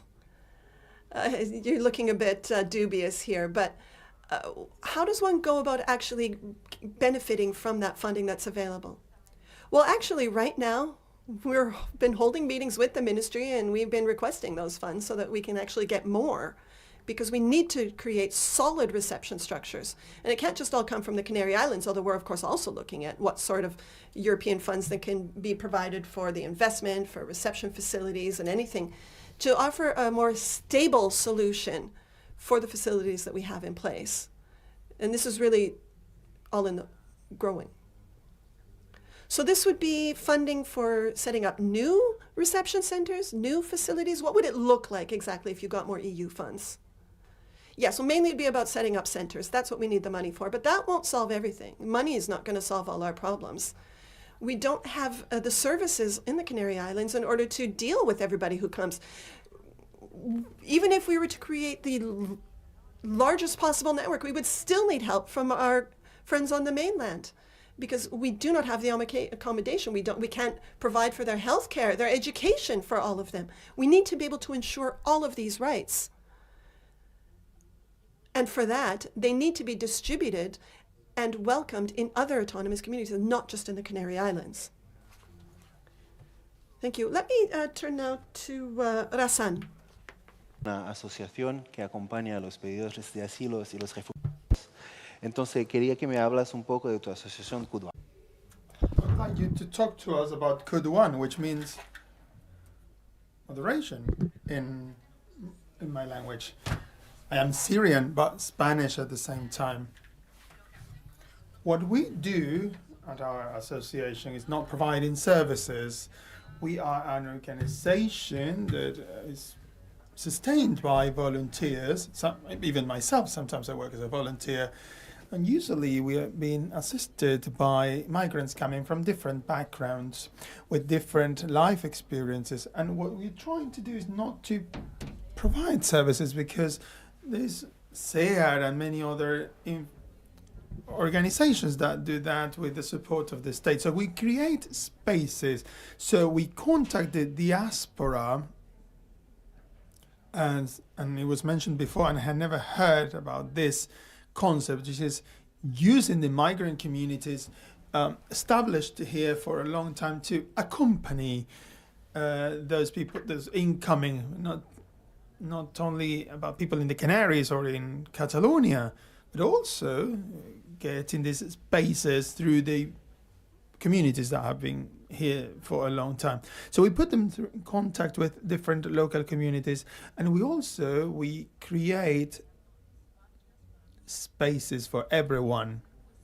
The idea of being hosts of a space or an artistic space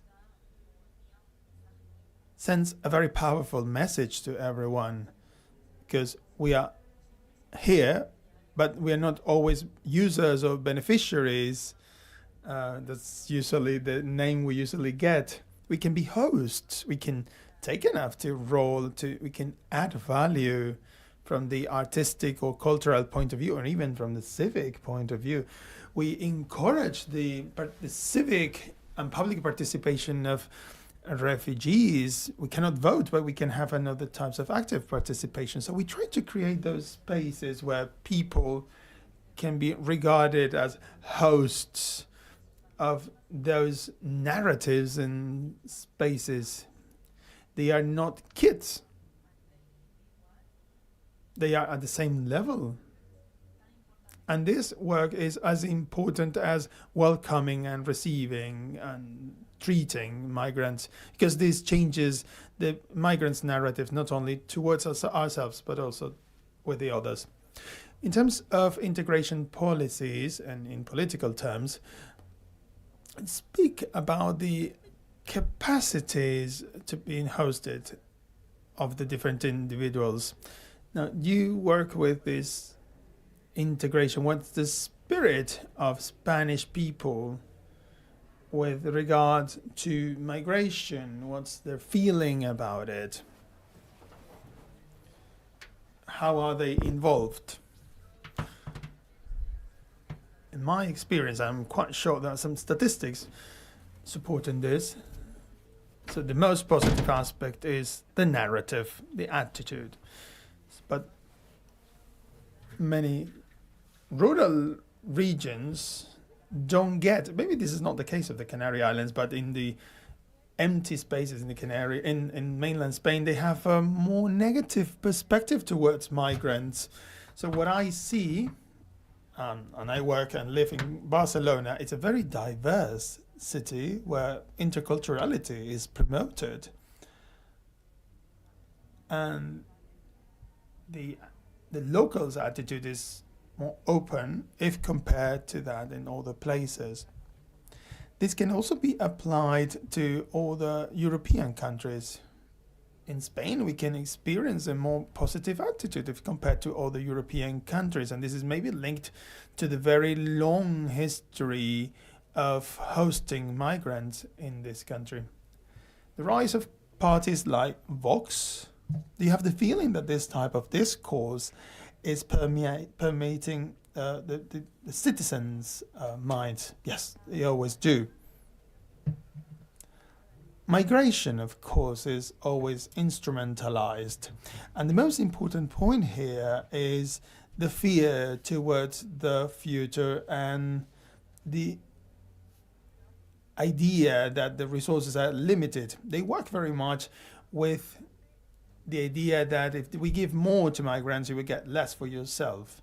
So they are more working on the fear towards the future or the unknown, and this has a real impact. But so we need to change the narrative. We need to change the way we see migrants, especially now in the face of climate change. Now we can't say who is better than the other. We can't say that the migrant is better than a national, because this places us in a very precarious situation.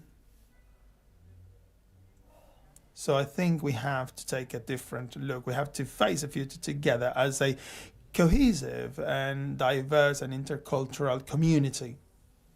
In fact, I was part of a project on innovation regarding climate change, and it was clear that the migrants have resources. I went back to Syria and I saw innovation there linked to energy, and that innovation was not even a dream. So we have to use innovation as a resource to face this unknown future together. In line with Isaskun's words at the beginning, she said she spoke about the important role of municipalities within the integration policy. Now, you work with an experts panel for the Commission and also with different associations in the United Nations that are linked to the agricultural sector. Could you please explain in detail how migration policies are dealt with by mayors, for instance, let's think, and how this narrative is taken to bigger institutions? Can you speak about this reality shock? It's pretty big. As you said, I work with different municipalities and also at a European level. And as you said, I'm also working hand in hand with the Commission. So I see there is this connection with the reality in Brussels. There are few migrants. I am one of a few migrants speaking about migration. Probably it's the same case here in the Canaries. So there is a clear disconnection with municipalities. Things have improved recently because there are some committees working on different layers of governance in terms of migration management, and they are bringing both levels together, but it's very difficult. The action is present at the municipalities, and thank you for mentioning this fund, the FAMI, because our work is very much linked to this fund in Spain. We don't know what the money is, but the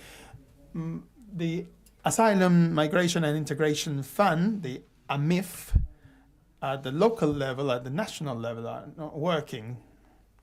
So I should say that there is a very flagrant disconnection. And also, when we talk about the Pact management,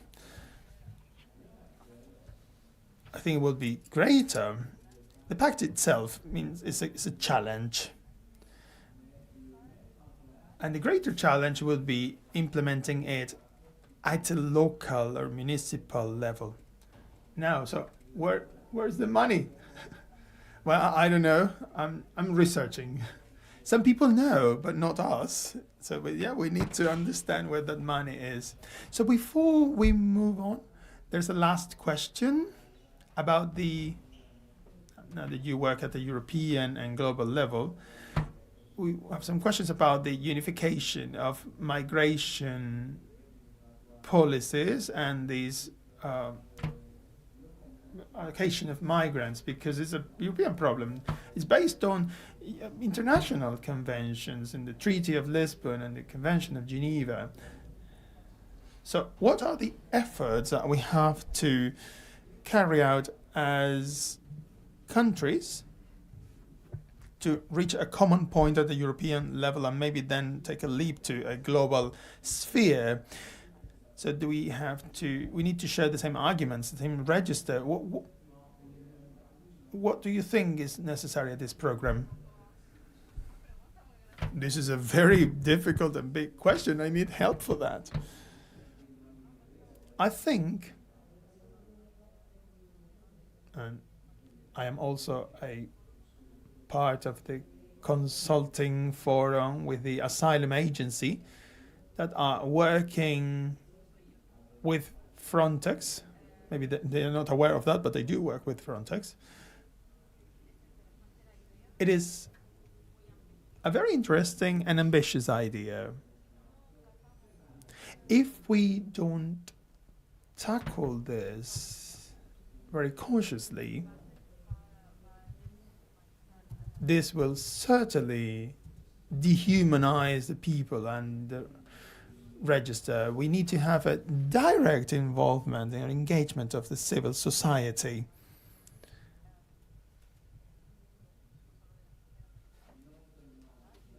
And also some more involvement at a state level. If we don't get that, it would be really difficult. Also, the advent of the artificial intelligence is an important issue that needs to be taken into consideration, but this would also could bring along a risk to dehumanize people even more. At minor centers, there would be more pushbacks, and minors, of course, will be affected because I don't think the Pact is extremely human either. But there's also another complex issue that are related to the rights of LGTB communities, people with different religions, gender inequalities, and of course, and also there are different contexts related to the different countries. If we talk about Ukraine or other countries, I have not a clear answer, but we need to be very cautious, as I said before, because this could lead to a very difficult humanitarian situation. So on this note, I would like to now go to Maria. You write about Spain's migration policy and the specific case of the Canary Islands and the different relations with the UN agencies. So I would like to get to know a bit more about your field opinion about what is being done by Spain in terms of migration policies. Well, let me start by telling you a story first that helps you get an idea of the bias that we have in the media and which is reflected in society and in politics. I started covering migration stories in 2018. I came back from Brazil after spending 6 years there. Spent more than 1 year as a irregular migrant there, seeing how all of my friends were getting married with Brazilians to get papers because there was no other way to do it. Anyway, my first story was the Aquarius, and I had no idea what was coming. And then after the Aquarius, we had the biggest peak of arrivals in Spain with 18,000 landings in 2018 at the time. And so I was busy. I was working flat out. And at one point, my boss said to me, well, summer's over. You're going to have to start thinking about what you want to do next when the boats stop arriving. And I can tell you, I have not stopped working since. And there could be two of me, and both of me would be busy. So I think in this country, no. I was the first person who was looking exclusively at migration issues at El País. And it's such a huge topic. So what I wanted to tell you was actually longer than that. There was one part where I was working at the border, but perhaps we can pick up on this parallel and look at this story that I wanted to start with and say that, you know, Spain isn't just a border region. We tend to focus on that, and we end up losing sight of everything that's actually happening in Spain, within our country. We have taken in tens of thousands of people who've reached the Canary Islands in recent months. Now, where have they all gone? Where are they now? We just assume that they're on their way through, that they've gone on to other EU member states. But has that actually happened? It's the case of the Ukrainians. We know where they are. We know even where they're working. But Spain has really turned its back to this whole question. And it sort of suited us because we had this non-model of integration, which tend to work quite well for us because we shared a culture and a language with the people of Latin America. We used them to cover certain gaps in the labor market. But at this point, the model became a bit obsolete. And what we need now is more information, more data. We just don't acknowledge the fact that 17% of all people living in Spain today were born in a different country. A colleague from El Confidencial did a study of this, looking at the last INE study, the Spanish National Statistics Institute, which is what gives us the best snapshot of the situation in our country, of course. And it was really revealing data. We've got 17% of residents who were born outside of Spain, and 13 Spanish people who live in a region other than the region where they were born. So it means all of us are more likely to have a colleague or somebody who lives next to us from another country than somebody from another part of Spain. And we're not even aware of these figures, but we need to draw attention to them and move away from just looking at the stories on the border. I'm happy to cover the stories at the border, but it's much bigger than that. The story is so much bigger, and the challenge that we're facing is so much bigger. We need to find out, what are these people doing? What are their labor profiles? What do they want to do? It's not just opportunist. It's like the kids were saying earlier. Of course, anybody who comes here wants a better life. They want to find a job, but we don't know what they're doing. We don't know where they end up. We spend our time drafting legislation, trying to seek talent abroad, and we haven't really taken a snapshot of who we've already got in our country. To answer your question about what's being done on the ground, well, you made it quite easy with your answer about Frontex, but I think we need to be a bit more critical about the work that Frontex is doing, if only because it is a completely untransparent body. And there's a lot of suspicions and concerns about mismanagement at that agency, about decisions that they're making and collaboration that we've seen, for instance, in the Aegean, but also in the Mediterranean. So, yes, Frontex should be there to save lives, and much more if it wants. But that isn't actually what Frontex is doing. I mean, we saw some headlines coming out just 2 weeks ago, 2,000 emails from Frontex talking with the Libyan Coast Guard authorities. Now, I don't know if you know anything about human rights and guarantees for migrants, but what we see in the videos is that there's shots across the bow, that they're being sent back to the Libyan coast, and they end up in detention centers. So that is the image that people have of Frontex right now. I'm not saying that it can't change, but we see that this is the image that the EU is producing. Back in Spain, now both personally and professionally, what I see from Frontex is they're just there to bear witness. They could be there or not. I mean, I guess for political reasons it's good for them to be there, because Spain can't be the only country in the EU that would be outside of Frontex. But their unwillingness to work together with the national authorities is quite evident. They need to, they write their reports, they continue with their collaborations, they give us money, yes. Well, the former president of Frontex, or director of Frontex, is now a candidate for Marine Le Pen's extreme right party in France. And he had a terrible record when he was at the head of Frontex. It's a very complicated story. So you're talking here about the data that we don't have about the people here. Now, Spain is one of the countries of arrival, and we have got Eurodac. It's a system that's meant to register new arrivals and take their data when they arrive. But this is data that's not actually used at any point afterwards. It's not like the OFPRA in France or in other member states. Is this a data gap? Is this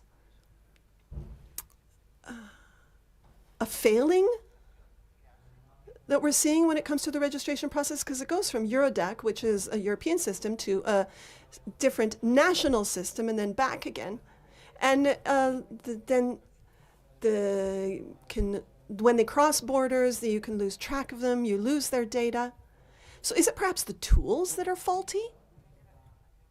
Well, there's the other question of European data protection legislation, which is very restrictive. And I think if we want to make it more flexible in order to register migrants up to their shoe size, well, we need to have that conversation about data protection. You might be in the Canary Islands today and Murcia tomorrow and in Brussels the day after. Now, I can understand all the security considerations, but when it comes to data protection, those rules are there for a reason. When it comes to data, I see two issues here. We'll look at the local level, which is what I'm most familiar with. With new entries, new arrivals, there's complete lack of transparency here for irregular migrants. Now, journalists, academics, even the politicians who are trying to ensure accountability, this is a challenge. We don't even know the nationalities of the people arriving on our shores. We as journalists need to go digging and hassling people to try and get that figure. It's not actually publicly available. In Italy it is, but in Spain it's never been. Now, under the current government and with the current Minister of the Interior, it's very hard to obtain that data. So that would be my first point. If we had that data, we'd be able to know what's going on. And we can see what's happening in Senegal, because we know they come from Senegal to the Canary Islands, and we come here and we ask those questions. But we don't have any data telling us this. We don't know how many Moroccans arrive here. Morocco's collaborating? Well, you tell me that, but how do I know it? So there's lack of transparency here. And there's certain vested interests here, so saying, well, it's going to bog down the process and too much data will ruin our bilateral relations with the countries of origin and will make it harder for us to arrange the resettlement or the returns, because you get the impression that X thousand Moroccans have arrived in the country when it's only 5% of the 4 greatest nationalities that arrive on the Canary Islands. So already it's very complex. When I talk about data, I talk about the lack of transparency, but on top of that, there's also a lack of studies. We haven't actually studied any of this. What's the representation of migrants in politics, for instance? I wanted to look at that for the last elections, and I had to go back to a study from 2018 because we didn't have any updated data. It's just not something we talk about.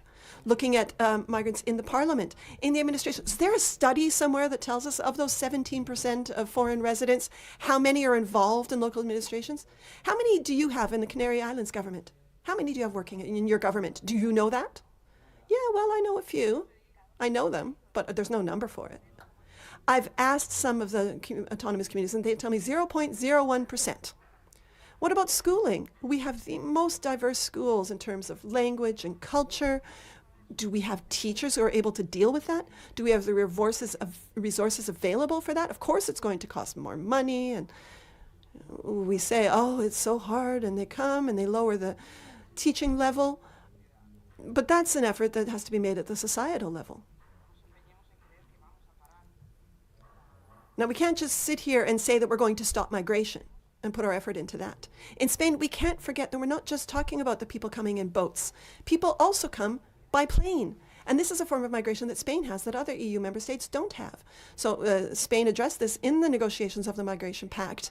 Asylum seekers, the whole process doesn't take into account there's almost 200,000 asylum requests from Latin America in Spain. And that's not something that's taken into account in the Pact, because the assumption is that the vast majority of them will just stay in Spain. But it is something for us to know about, but we don't see it. We're always up in arms saying there's a crisis, there's 40,000 people who have arrived on Canarian shores, which of course is a huge number. But I've got 180,000 asylum applications. From 2022 to 23, Spain has grown to the tune of 600,000 foreign nationals that have entered our country. I'm talking about 600,000 new residents in our country. And they are living here, hopefully well, in our country. So far, integration in our country has more or less worked. But we don't know anything about them. And that's what I'm talking about when I say we don't have the data. Maybe if we ran those studies, that would help us take the decisions. Because now it's easy for us. You wrote an article in January about migration between Mauritania and the EU. And the subsidies that are provided to Mauritania by the EU. But we could find another example as well with Tunisia, where Meloni, Luther went to, and also what happened in Turkey with the Syrian war. So how do you see this relationship, for instance, between Mauritania and Spain, and by extension the EU? Well, this can apply to all of the different pacts, whether we're talking about Turkey, Libya, Morocco, Mauritania, or elsewhere. We've never spent so much money on this, and we've never seen so many arrivals. So we need to change tack.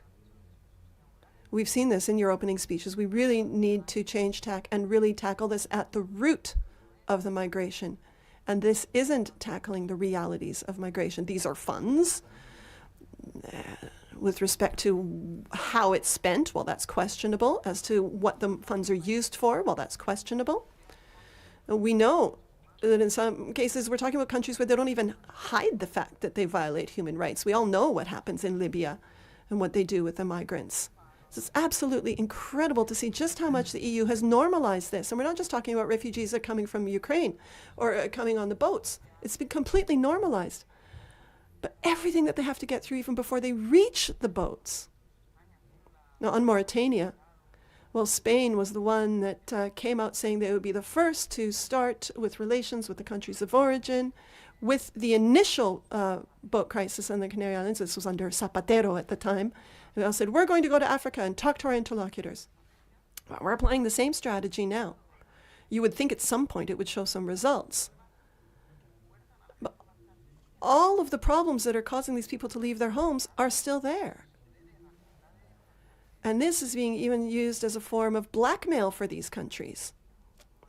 They want more money, and all they have to do if they want more money is just open the floodgates and let more people out. And we've seen it happen. We saw it Morocco do it, Turkey do it, Libya do it, Mauritania. It's not new. We need eyes on the ground. But maybe we just don't want to know. Maybe we're turning a blind eye. If we knew what Mauritania was doing in order to stop the migrants from coming to the Canary Islands, well, maybe then we wouldn't make these announcements of these 500 million euros being provided. Because they end up, I've spoken to Malian refugees who spent 3 days without any food or water in a detention center. And then they get given 50 euros pressed into their hand when they reach the border and released. I mean, that can't possibly be the EU policy that we want. So I'd now like to open up for questions from the floor. I see one gentleman has raised his hand, but I have a question for Isabel first. What about the investment level for the Canary Islands in Mauritania? Well, I can't give you that figure, actually, because I don't know. Maybe Luis Padilla, my colleague, would have more information on that. He is in charge of the Directorate General for Relations with Africa, and he can give you the details. And from my Directorate General, we don't have those responsibilities, so we don't have a specific link with Mauritania as such. First question.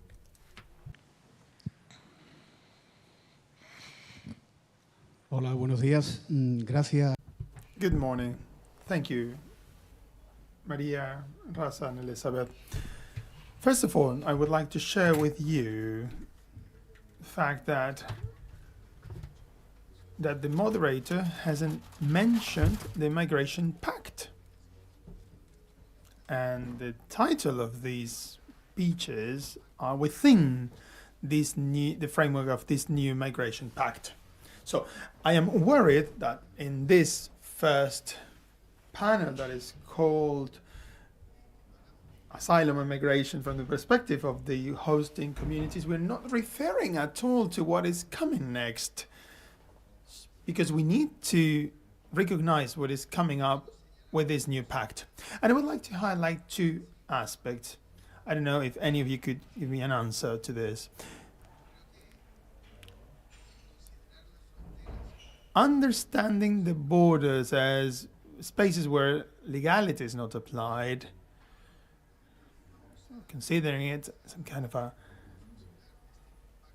legal void space, when we're talking about the fiction of no entry, where it is intended that the irregular migrants are not considered to be in European territory. What do you think about that? Because there will be a great deal of vulnerability of rights, and they will be very harmful, even more harmful than it is being at the moment, in order to preserve our borders. So we're not focusing on people, we're focusing on our security. And as Maria said, Frontex, that dark agency that is not transparent, that is a money fund. You were asking, where's the money? Okay, where's the money that Frontex is spending? This no-entry fiction space. What's your opinion about it? And regarding asylum requests, this new migration pact will take into consideration this process, this asylum process at the border, and applying this to all will certainly lead to vulnerability or vulneration or violation of the equality principle. All asylum seekers will be treated equally at the border. So what could you say about what is coming next? Because these are just two notes of the new European Pact. This is Europe of human rights. Thank you. So about the pact, and for us it was a relief to have this migration pact at first, but of course when we read it we realized it doesn't meet the Canary Islands perspectives, because it includes terms such as flexible solidarity, and this puts the territories, the hosting territories, first hosting territories, at a very delicate position, and it's against the equality principles of the European Union. This is in terms of how this is affecting the Canary Islands. Then we talk about the asylum processes at borders. I think my colleagues could delve into this with further detail, but of course the pact is not in line with our expectations. Yeah, I fully agree. The pact is not a success. This has been presented as a success, but it is not. Maybe you can support me on this, but the reality is different. It is regarded as a security issue, but it's not. Migration is not related to safety, it's related to policy. But since the narrative is focused on safety, all the alarms are ringing now. Of course, we do not agree with this, but this is what happened. As civil society, we have signed so many requests and started several campaigns against this. But I think we could without this pact, we could have gone back to internal borders between countries. So it's a very delicate and difficult topic. But we do agree with you, this is not a success.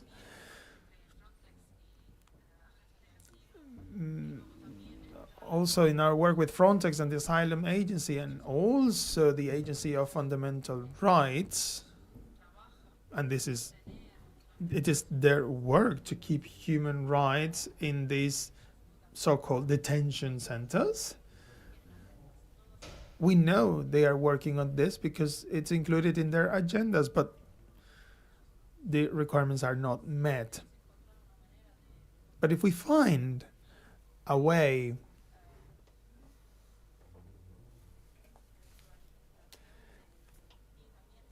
to get feedback, that would be very useful. And also that would be very useful for the civil society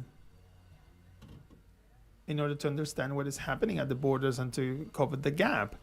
This is something that is constantly in our narratives. We're in constant communication with the asylum agencies, but then they send us to the next agency. So it's like just jumping from one agency to another. But I think the Agency for Fundamental Rights needs to get to work on this topic, but so far we don't know how the pact will be implemented. I believe the pact has been built up on a fictitious reality, and this will then lead to the lack of success. We need to see how this pact is implemented in Spain. The fictitious reality is that to believe that the countries will meet their solidarity quotas, believing that these quotas will be designed and performed in a fast way. Sometimes it takes us months to send just 5 Afghan citizens to another country. Then there's another topic that you mentioned, that is asylum, but it's also based on another fictitious reality.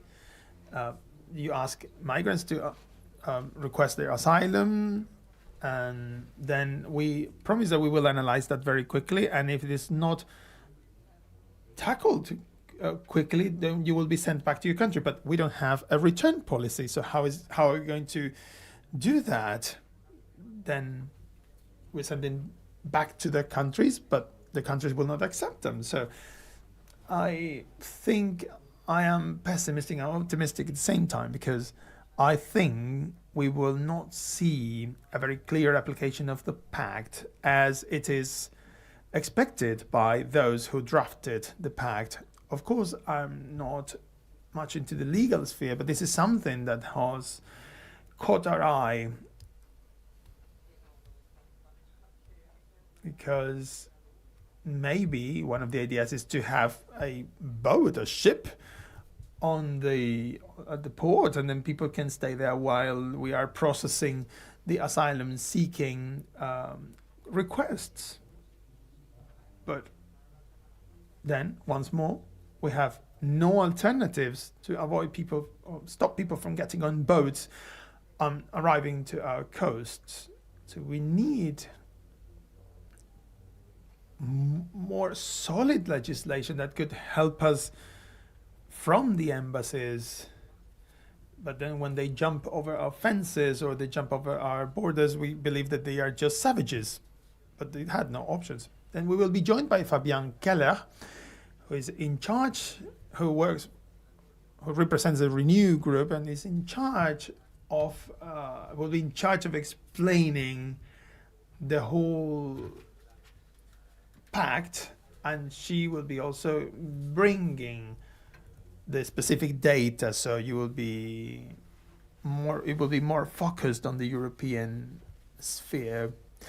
I have another thought regarding the asylum request processes. According to the Geneva Conventions, we have the pushbacks. So that's the new rejections. We can't push people.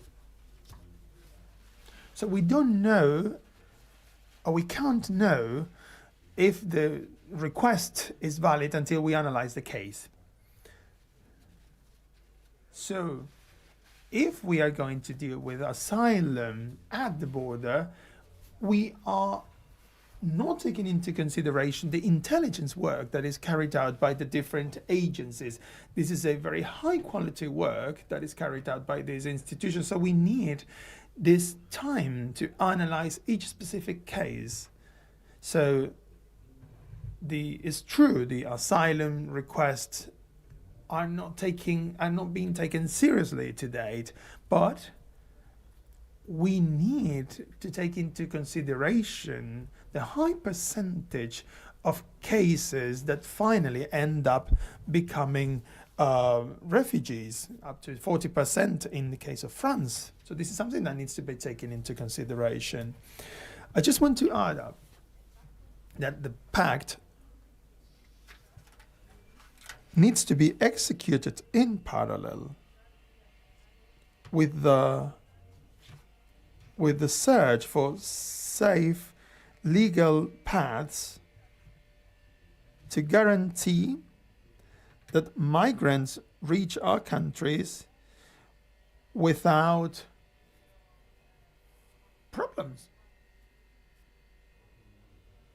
If we don't do that, the pact will fail.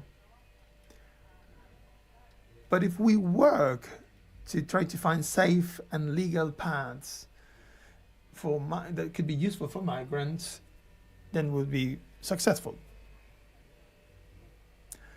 Well, now my question doesn't make much sense, because I think you have already given me the answer. This is the main failure of the main gap that the pact doesn't cover. So I had a question for Isabel. You were talking about the optimization in the speed in which these age tests are carried out in the Canary Islands. But in parallel to this, are you thinking, or maybe you're doing that already, are you questioning the efficiency of the results obtained, bearing in mind that these tests, and this is to my best of my understanding, don't take into consideration ethnic characteristics, for instance. And also these tests are rather obsolete as they are based on very old-fashioned patterns. Well, to date, we're carrying out orthopantomographies, which is like a panoramic X-ray of the whole of the jaws that allow the forensic doctor to take a very thorough analysis to define the age. We're not now we're not basing our test on the bones alone, but we have bought 2 more equipments that will be installed very soon. Now, because we need to add, so we need to get some software for this orthopantomograph device. This is rather difficult to say. It's really tricky to say these words, but yeah, we're using this because they are more accurate. But I do agree with you on the fact that we can be concerned, or we can be worried about, we can get worried when we say that we are speeding up processes, because at the end of the day, of course, we can put their security at risk. There's another question over there. Ismaila mentioned a topic that, in my view, is critical to bring a new perspective to the migration policies, and it is related to the focus taken by the member states of the European Union, because it is a problem of the member states, not of the European Union. And there is a safety-linked focus that could be at the core. I think we need to promote, in my opinion, promoting local promotion represents analyzing the hosting capabilities of the European Union. We've got loads of statistics and figures, less populated areas, areas where we have population problems. We have a demographic challenge ahead in the European Union, and the greatest knowledge we have regarding or related to this crisis is at a local and regional level. And this knowledge should be taken into consideration in decision-making processes in Europe, because we are very much focused on visas, on passports, and on identification of the people coming into the countries, but we're not analyzing what are our real capabilities to host people. That's my first question. And then when we talk about the new policies with Africa, if we take a look at the birth rate data from the countries where these migrants are coming from, we all know that in 10 or 15 years, if we don't change the fate of those countries in terms of development, this will lead to greater migration flows. So I can't understand the focus that it is being given in the media or in public opinion to this problem, because we're not talking about our capabilities to host people. We're talking about, because that would help us to have more reasonable contribution mechanisms. And we're not talking about the critical problem of the operations that we need to carry out in those countries to promote development, those countries where we were colonizers and where we have a great governance problems that needs to be solved, as well as problems related to economic structure. So I wanted your opinion about this. So why don't we change the fate or the communication strategy we have on this specific aspect? Maybe we could create real catalogs on gathering all our capabilities and create specific programs to this end.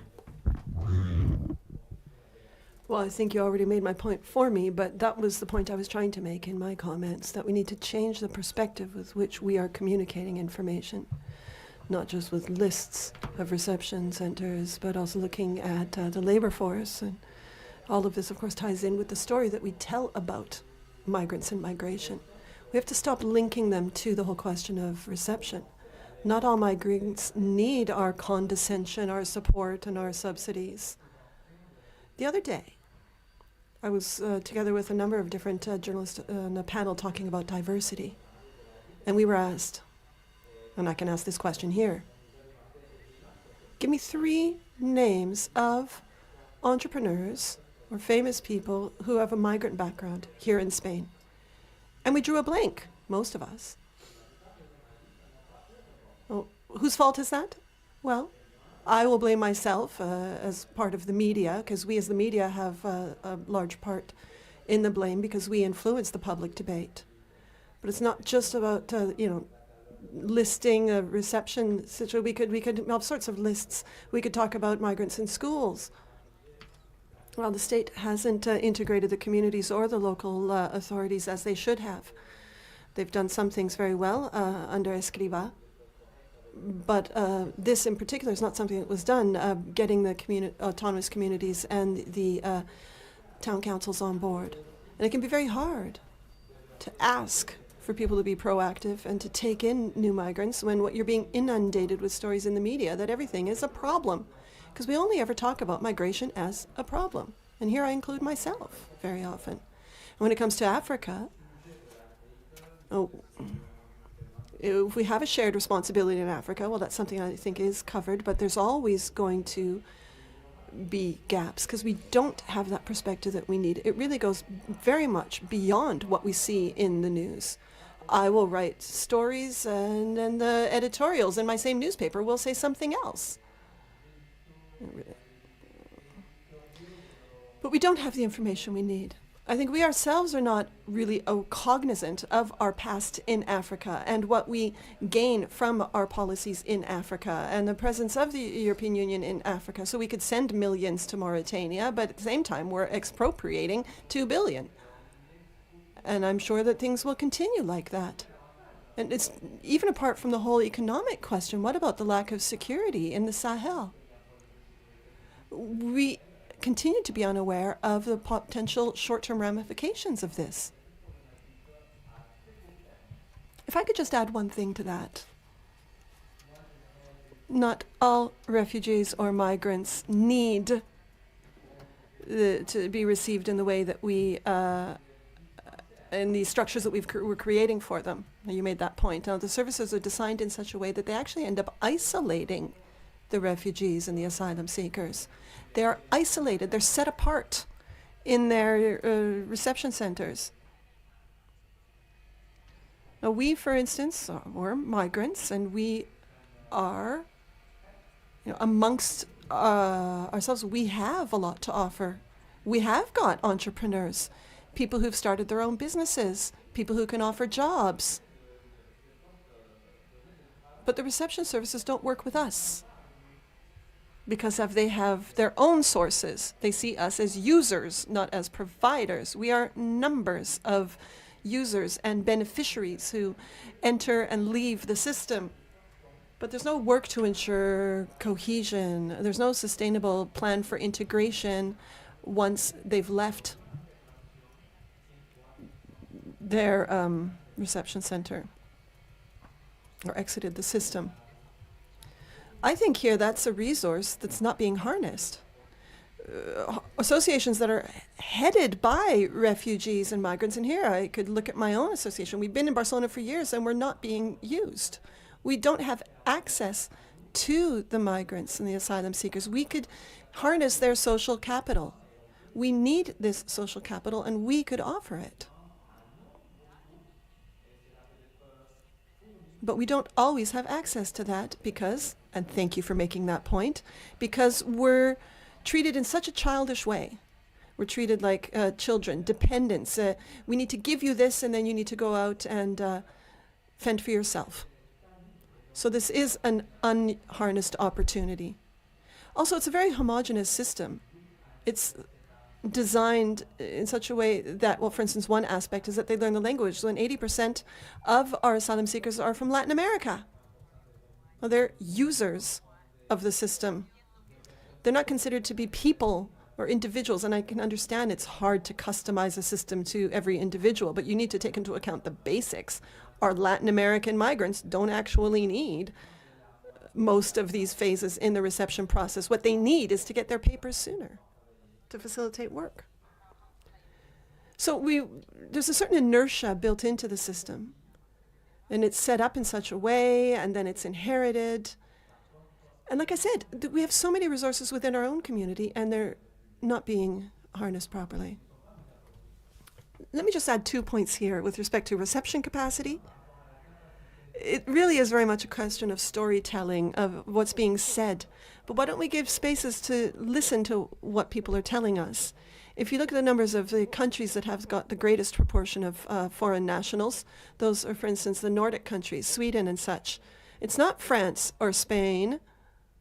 Our proportion is not overly large from a numeric standpoint. And then the whole question about situation in African countries, well, we have got development banks, we've got the European Development Bank, there's the AFD in France, the KfW from Germany. And they try to encourage investment in those countries in order to generate economic activity. When it comes to business activities, and this was my question about Mauritania, now the business community from here could actually benefit from these untapped markets in these countries. And we could create those synergies so that they make it easier for people to go in both directions, because coming is all fine, where we've got the training capacities, education capacities, but economic development is there. So you need to create better bonds to foster more sustainable development, which might then reduce the flows more sustainably. Are there other questions? It would seem to me that everybody's anxious for coffee. So perhaps we can wrap up this panel. Let me thank our panelists for their contributions and their thoughts, and thanks all of you for listening to us, and we will break for coffee now. Thank you. Un placer.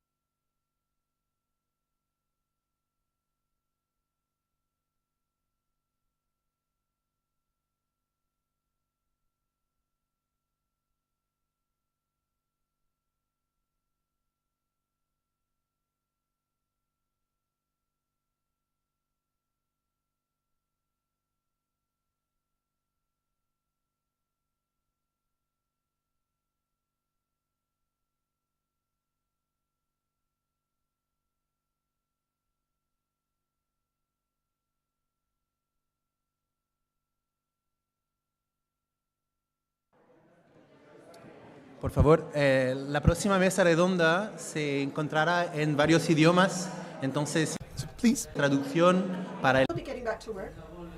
if you need interpretation for English, please just make sure you have a receiver to listen to the English translation.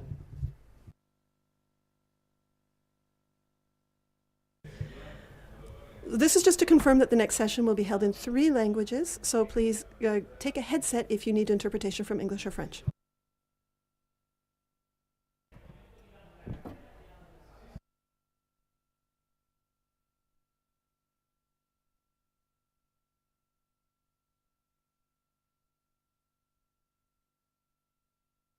de la mesa también. No en la precipitación de... Non, ça se passe. Très bien, oui. Un petit peu speed là. La interna. La interna mide dos cosas. Los servicios jurídicos tienen...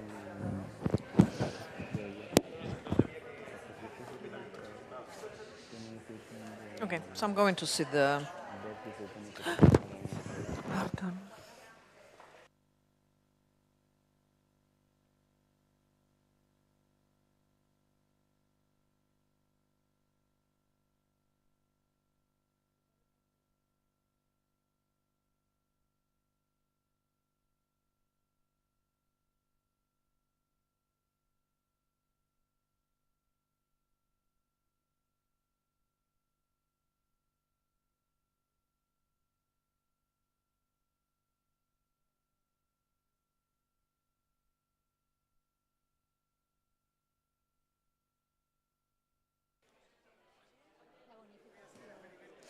Oh, maybe the gentleman would like to...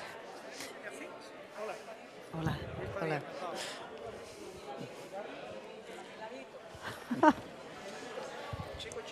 Okay. Entonces, acá. No. Ah, bueno, sí, para el castellano sí. Do you need for understand the Spanish? Yeah, it would be nice. Do you Para mí speak no. Spanish? Está bien, No. pero uno No? sí. French? Little bit. English. Wolof? Sorry? Wolof? The Senegalese? No. No.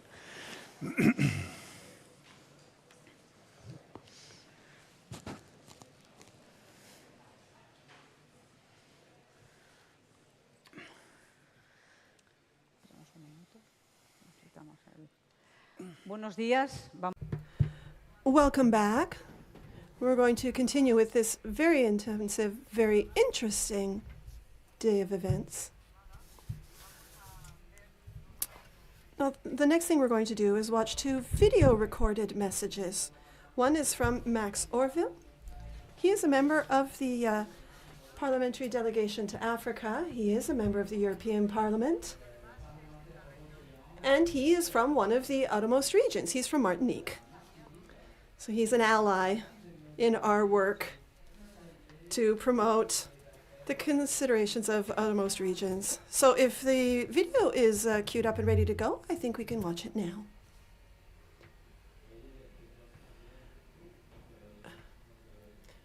Good morning, everyone. Congratulations. The sound is not coming through, so it will not be interpreted because it is not coming through into the booths.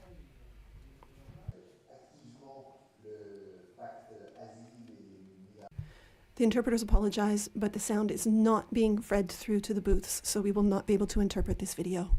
We will begin again as soon as the discuss is in the room.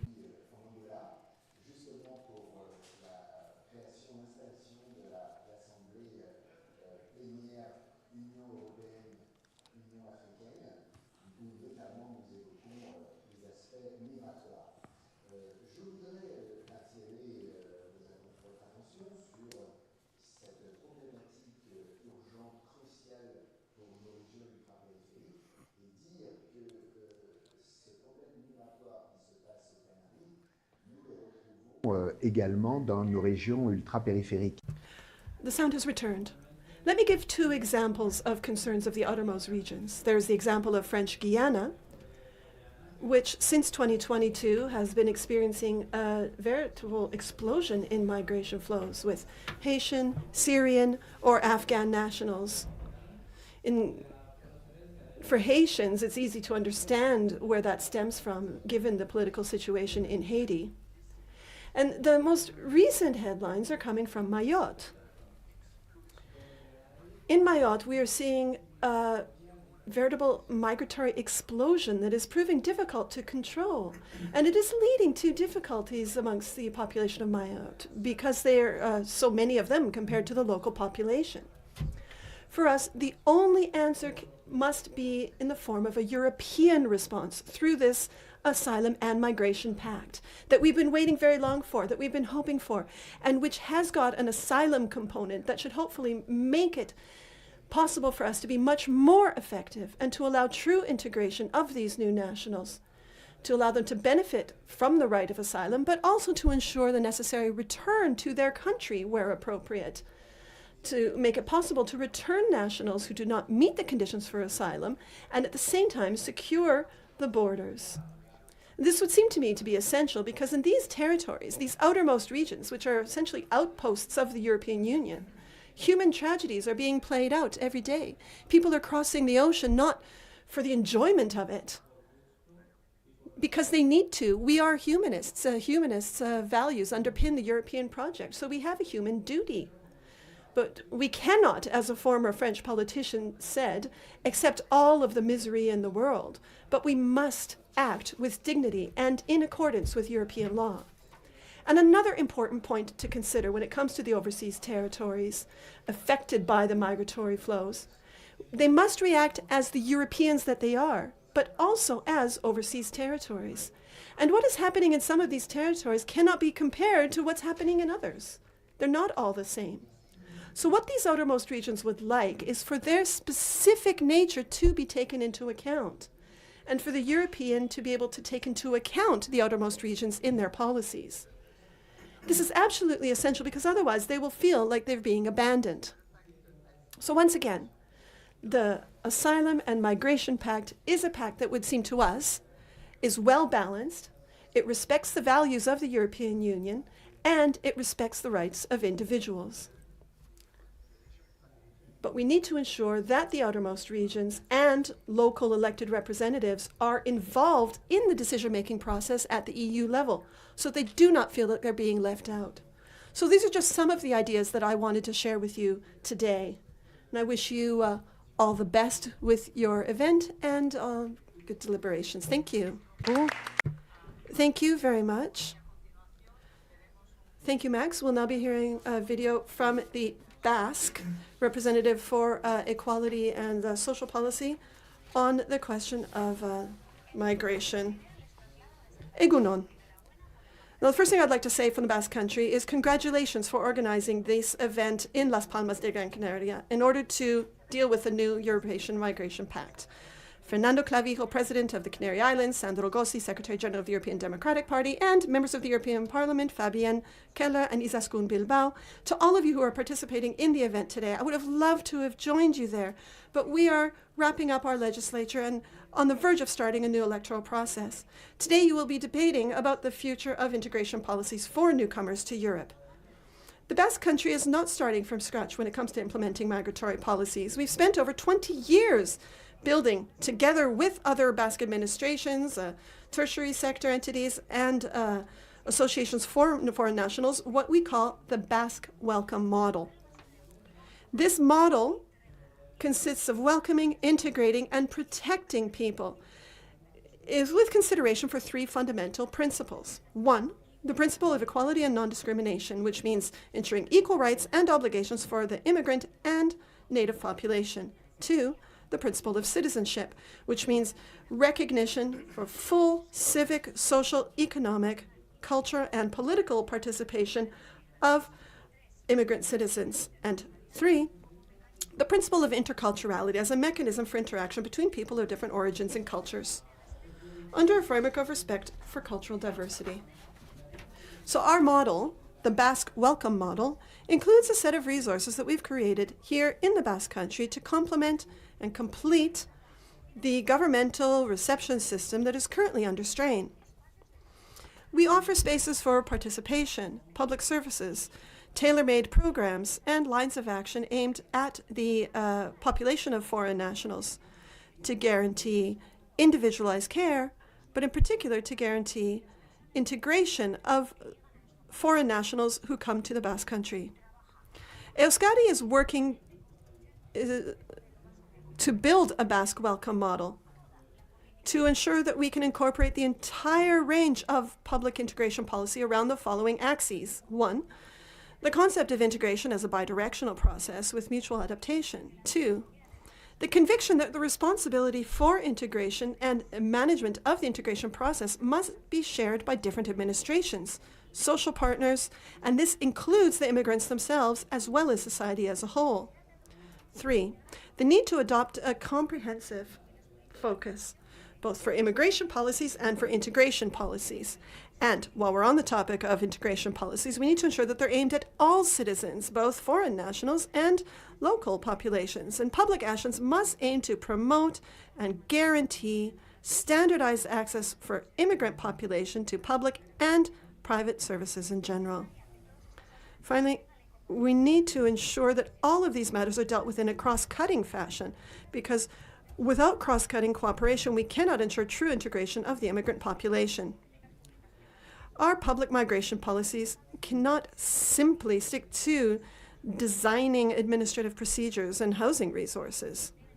Much more than that, it must include the initial welcome in society, and they must consider the inclusion and integration postures for the people coming to Euskadi, and that is precisely the basis of the Basque Welcome Model, based on the logic of the Basque Social Pact for Migration.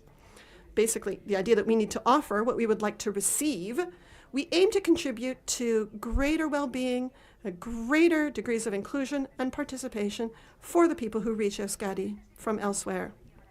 Though many different things bring them to the Basque Country, and so we need to respect all of that.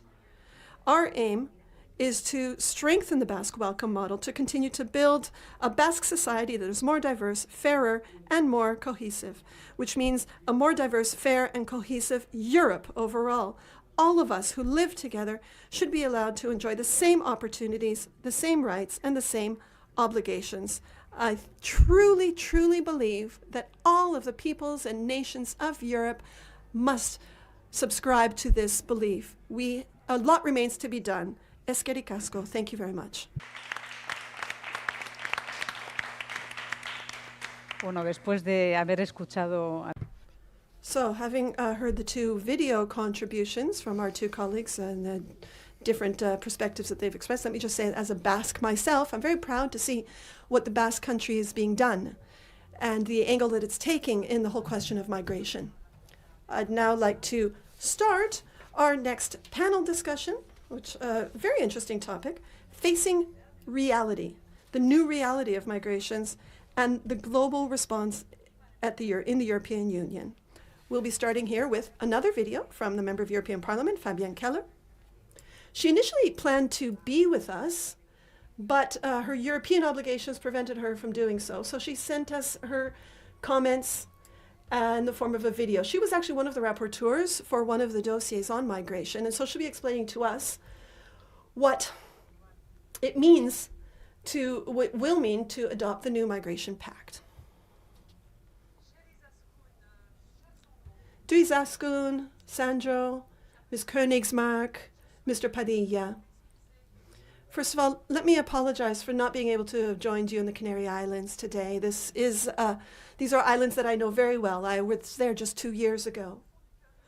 I would like to thank Isaskun from the bottom of my heart. She's a close friend. She's a wonderful fellow member of the European Parliament and in the EDP. So thank you for the invitation and for organizing this event on migration.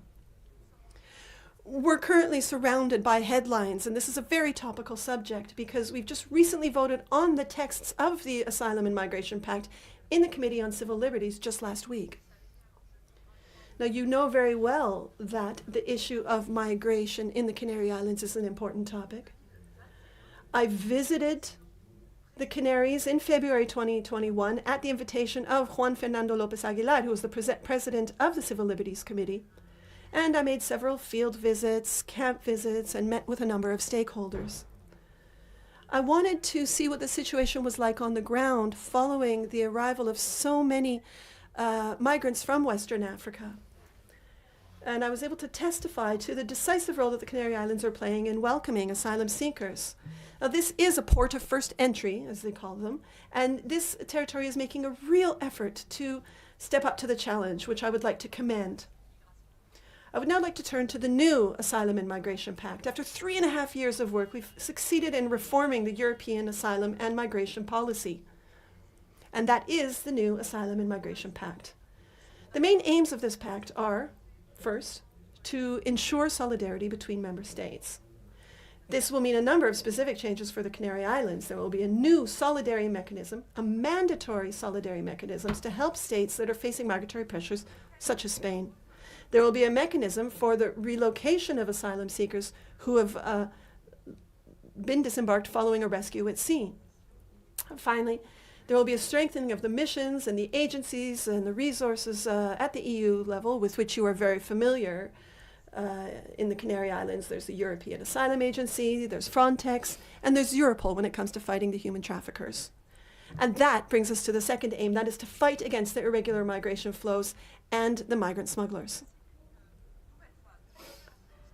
So a new pre-entry screening phase is to be introduced for people crossing the EU's external borders irregularly.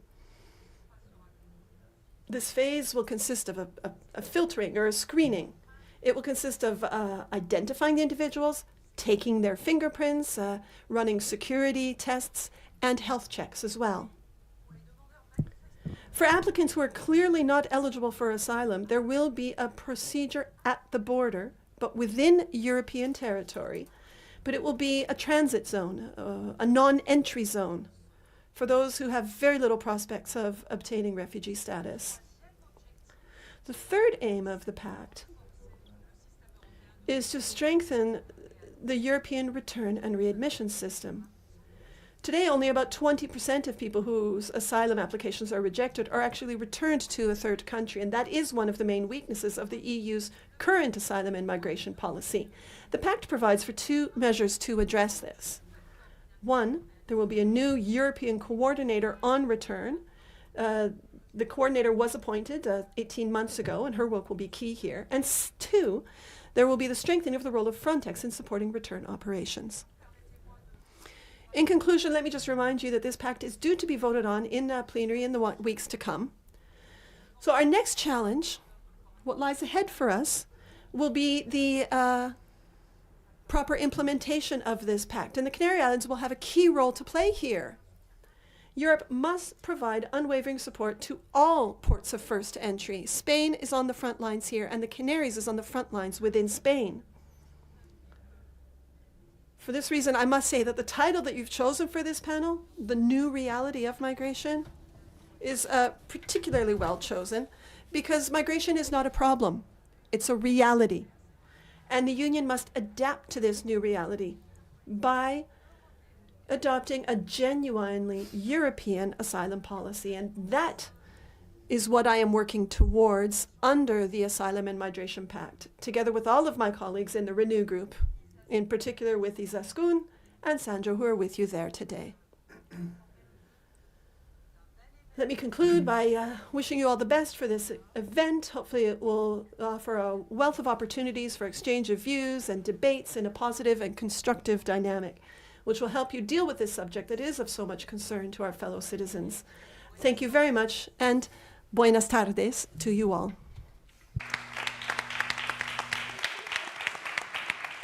Bueno, con esta introducción que nos ha hecho Fabián, voy a presentar.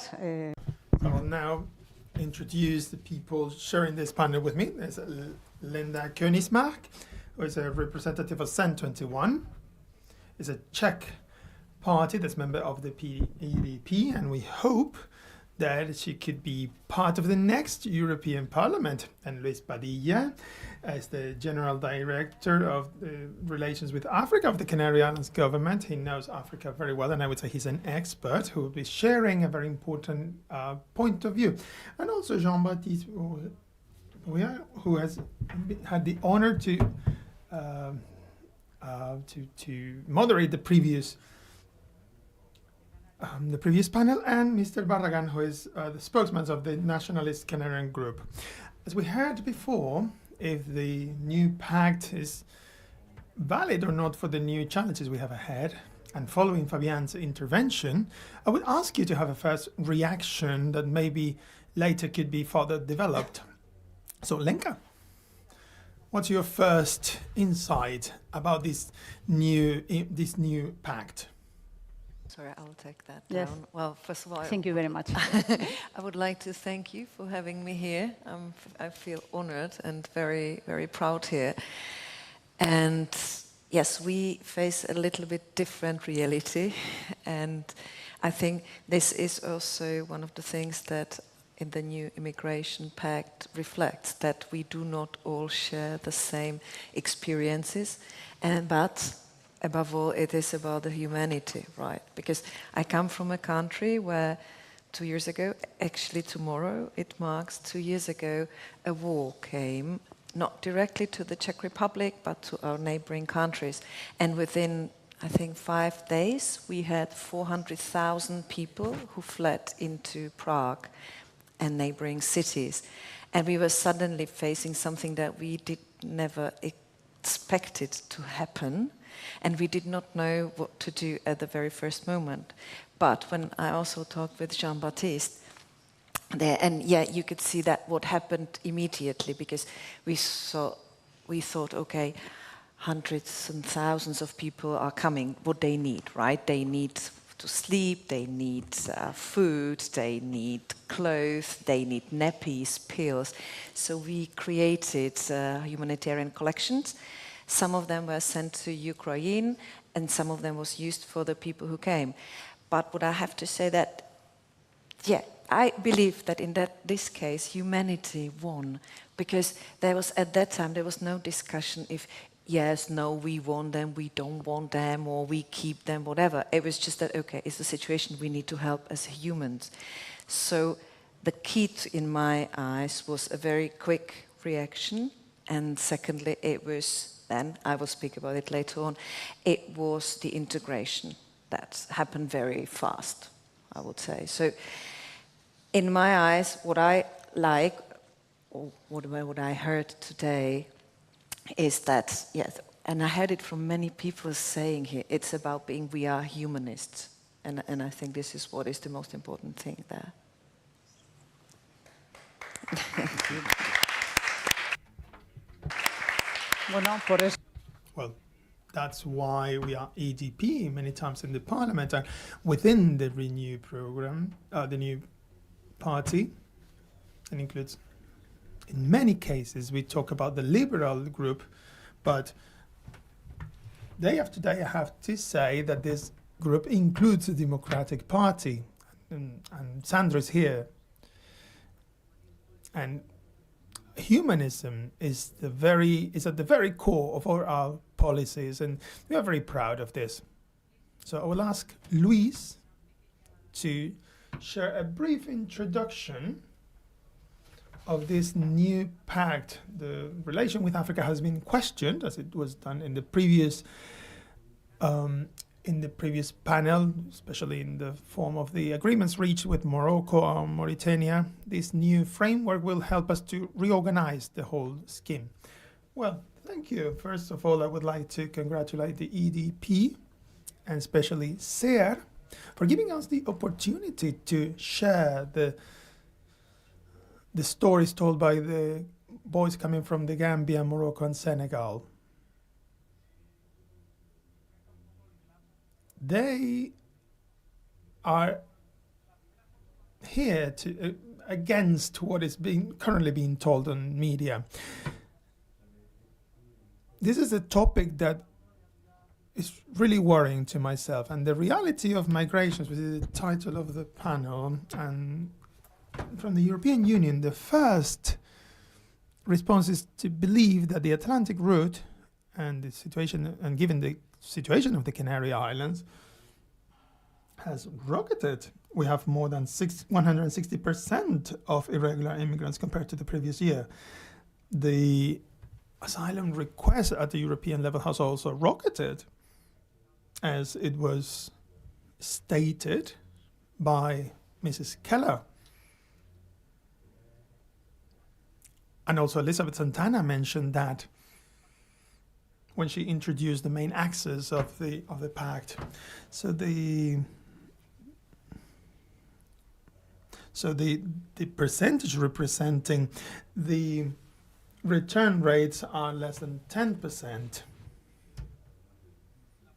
And the participation of the neighboring border regions in cooperation with these countries should be strengthened. We are now leading the MAC program by the European Union that allows us to cooperate with these regions.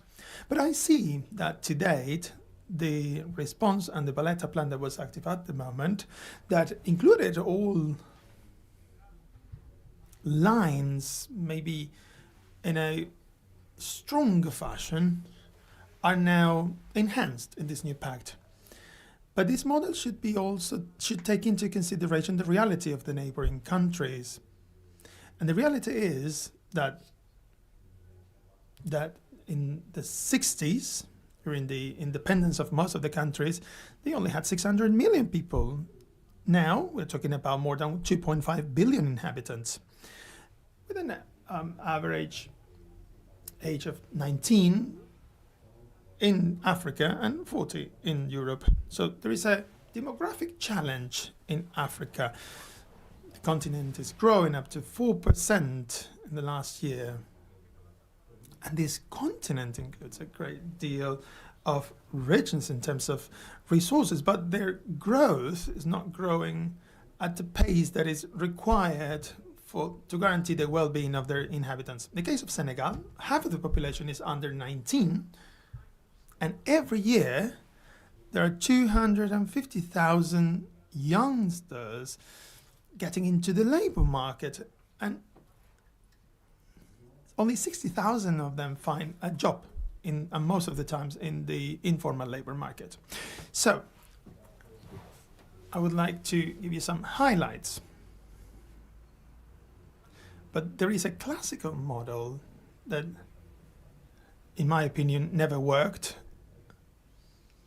and that it is based on this security control, based on the border control assistance at the border, that is to say, migration versus integration, migration training with responsibility. So we cannot be naive, and we can't think that in a perfect world, universal humanism will be perfect and the doors will be 100% open. We have the experience in Germany, in the example of Chancellor Merkel that took a step forward in this sense. So, but also strengthening our borders is not an option either. So we need to find, in my opinion,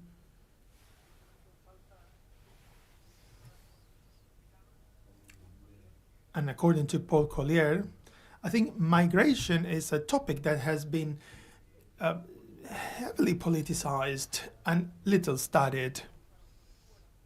It's a pity that we don't have national or European authors that corroborate this. But if you think about it, in 1850, Europe, without Russia, had about 200 million inhabitants. In 1914, before World War I, with about 100 million more during that period, 60 million Europeans emigrated, 3 of them to the USA, 11 to Latin America, and 3.5 to Australia, while 1 million migrated to South Africa. I'm saying this because every time we take a look at data and figures, migration, we realize that migration hasn't been studied in detail. We're just focusing on panic, but it's not a problem. I think it's a challenge, and I do hope that the Pact tries to enhance the opportunities that migration can bring along.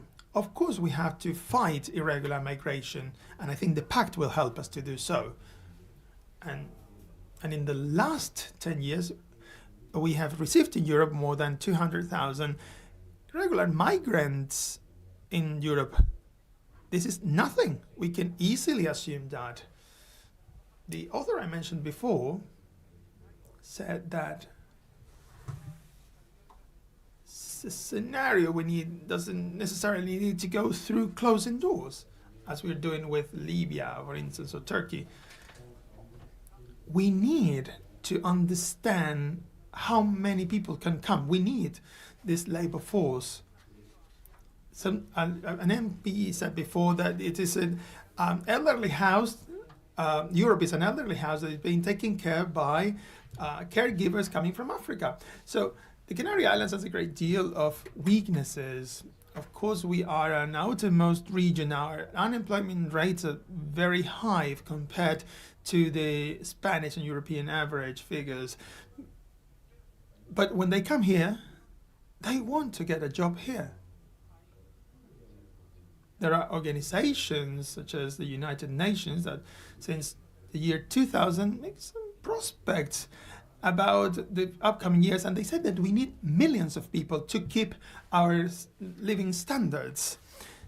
So I will leave it here because I think this is a very complex phenomenon, that it's so multifaceted that cannot be only regarded from our perspective. We need to talk to Africa, and there's only one common point. We need to find a way to promote mobility, because that's also a part of African development.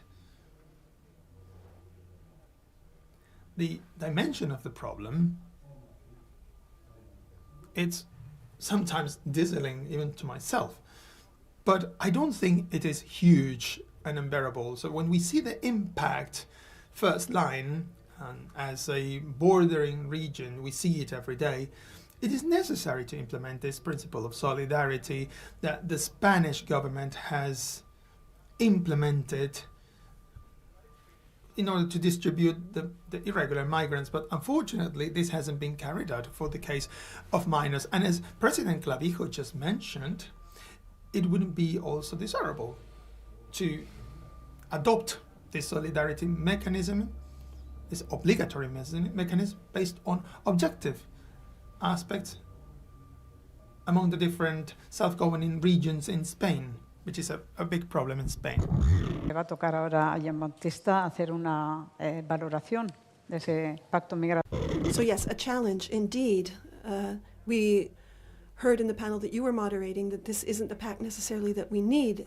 It's the first pact at a European level, which I think is a major step forward. It's not perfect, but it is an improvement. So we need to look at what challenges we will face in implementing this pact once it is adopted by the Parliament, of course, which is still pending. Yes, of course, there's going to be more negotiations, and we're going to have the vote. Well, I think what Europe needs now is some vision. We're talking here about flows that cannot be contained. We talk about the fortress Europe and this idea of throwing up walls. And that approach doesn't work. It doesn't work in the United States. It doesn't work in China. It's not going to work here. So what do we want to do in Europe, and what is our absorption capacity?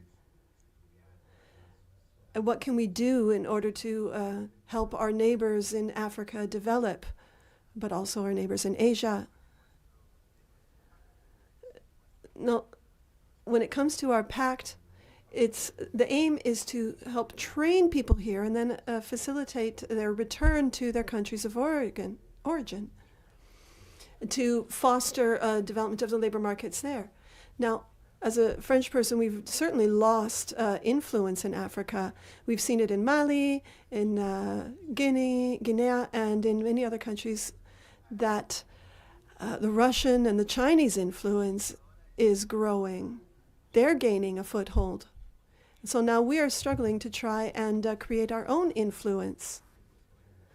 So the image that we have now, this idea of closing the doors and making it harder and harder for people to integrate, is leading to a situation where we're actually losing our influence in the countries of origin.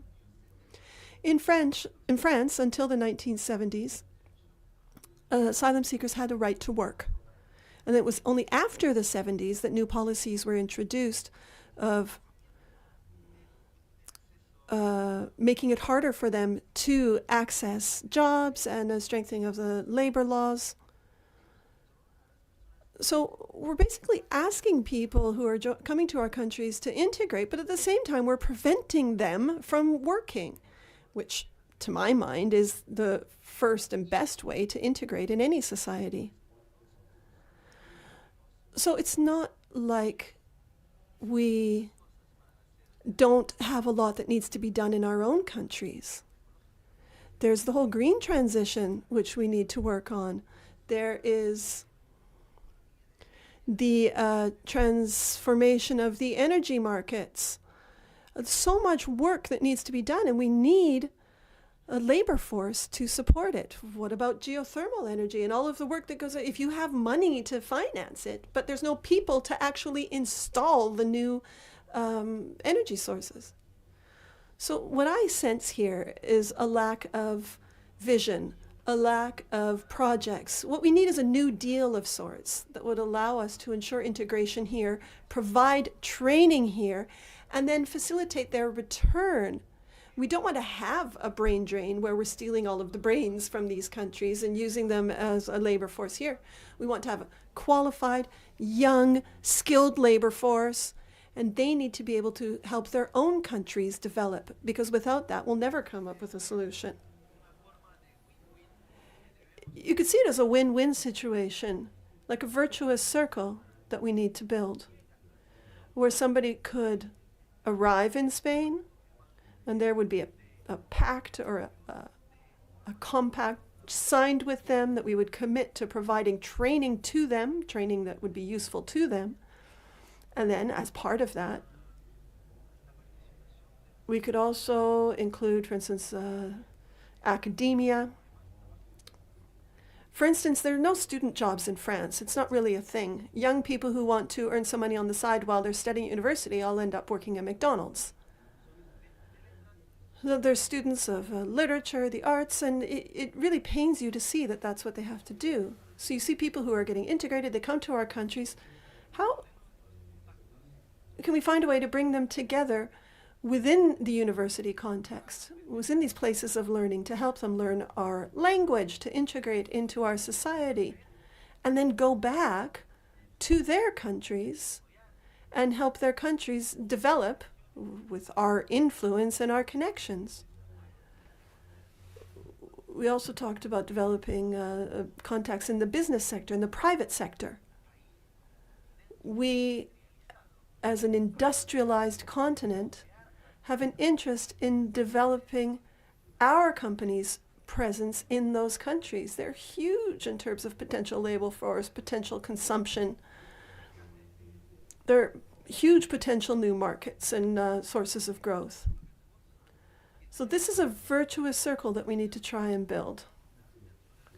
By building trust in the relations between them on that side and us on this side, to develop that so that they can develop in their own countries and over the long term thus resolve the migratory pressures. That's not an easy solution, it's not a short-term solution, but it is a vision, I think, that needs to be implemented. Thank you, Jean-Baptiste. Has raised something a bit controversial, I think, which we hopefully will have the opportunity to discuss. We hear from the testimonials, people bearing witness, saying they've come somewhere to find a better life. How can we say to them, okay, now go back to your country because you have an obligation to help your country develop? It's a bit sensitive, but hopefully we'll have the opportunity to discuss that. I'd now like to give the floor to the last panelist. Perhaps you can share your insights from the point of view of the islands, the global, of course, because in the Canary Islands, everything's global. How do you see the new migration pact? In particular, have you had the opportunity to talk about this migration pact at a European level in an institution such as the Canary Islands Parliament, which is of course very diverse and which will have a broad range of views? 114 millones.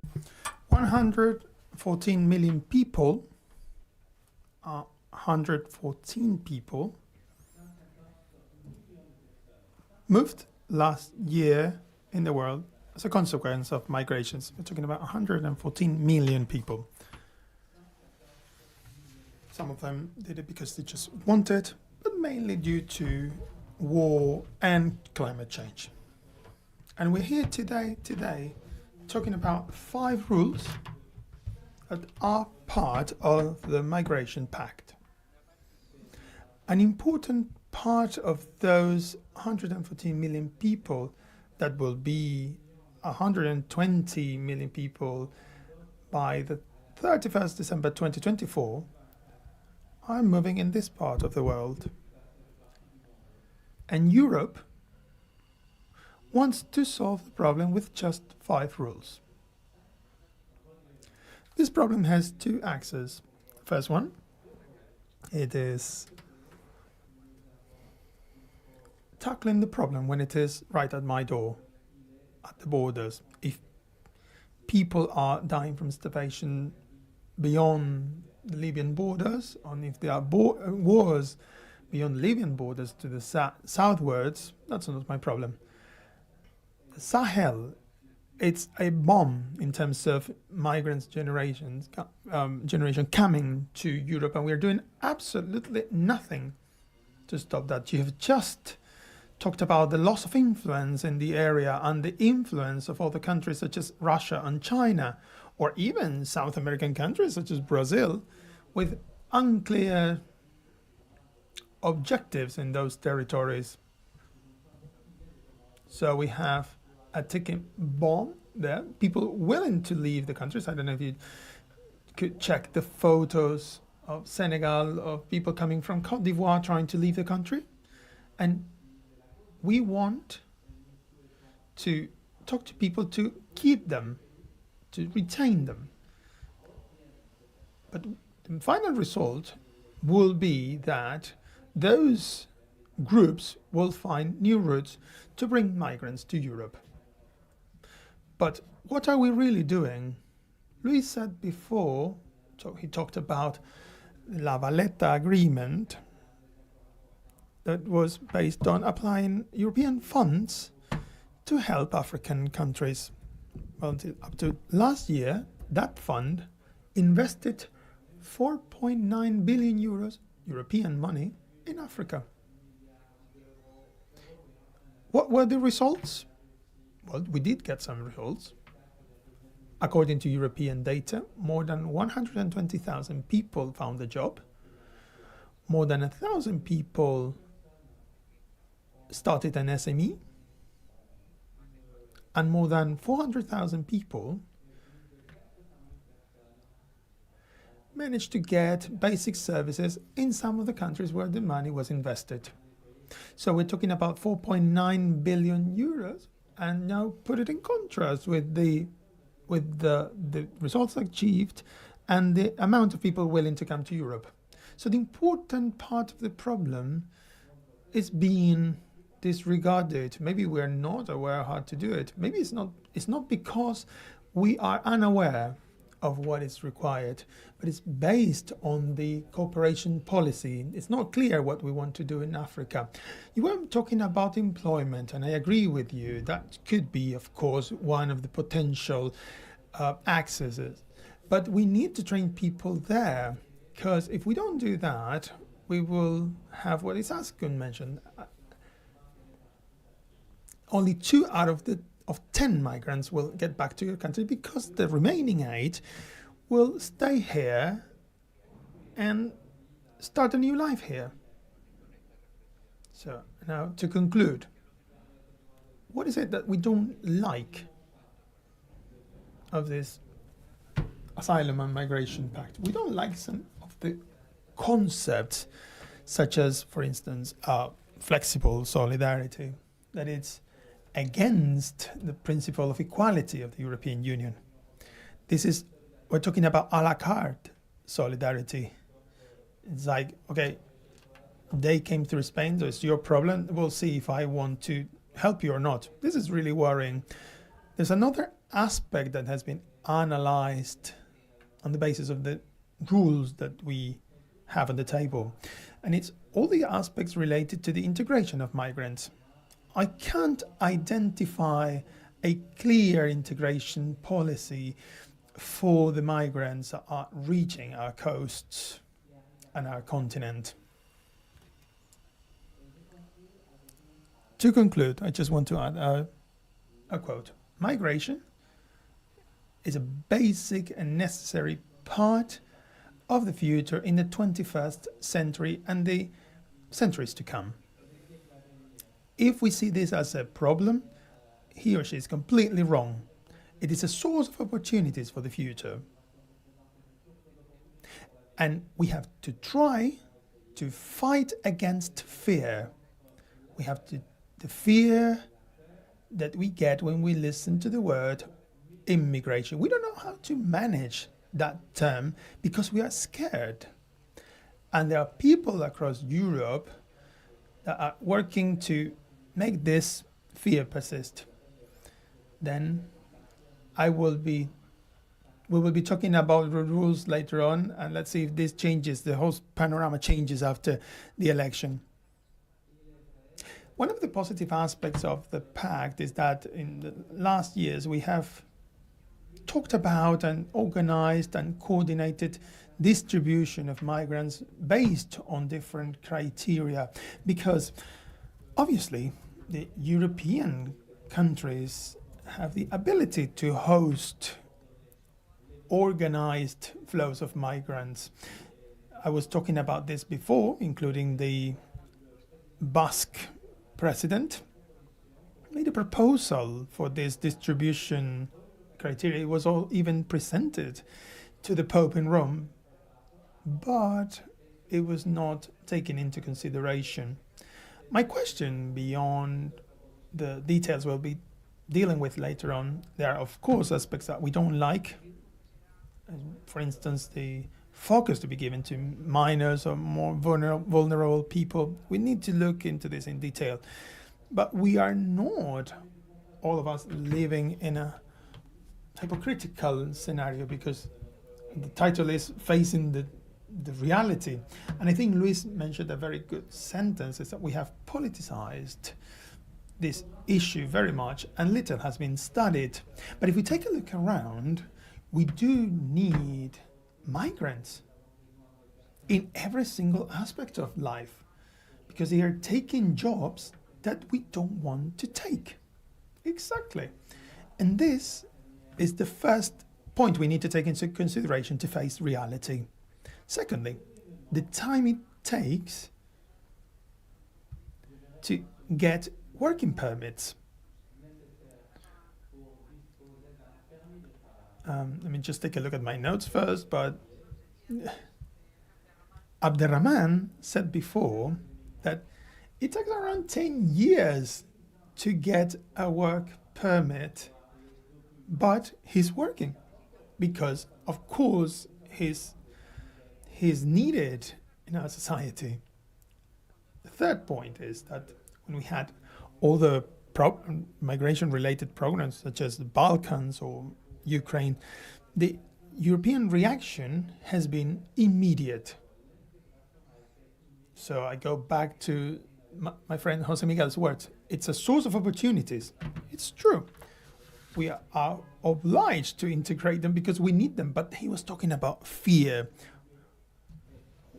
Are we scared of those who are different or those who are poor? Now, I'll leave this on the table so for us to discuss. I have an answer to that question. The same people with the same colors,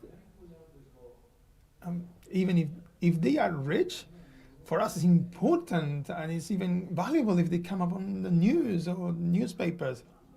Of course we have to talk about this. We have to have a solid discourse on this. And we were talking about media before on this topic. it's always based and rooted in fear, and this is used by some political parties from the right side. So what can we do, each one of us? Because what we're doing is really contradictory, and we're not defending that. Let's start with Linka, who has an answer to this.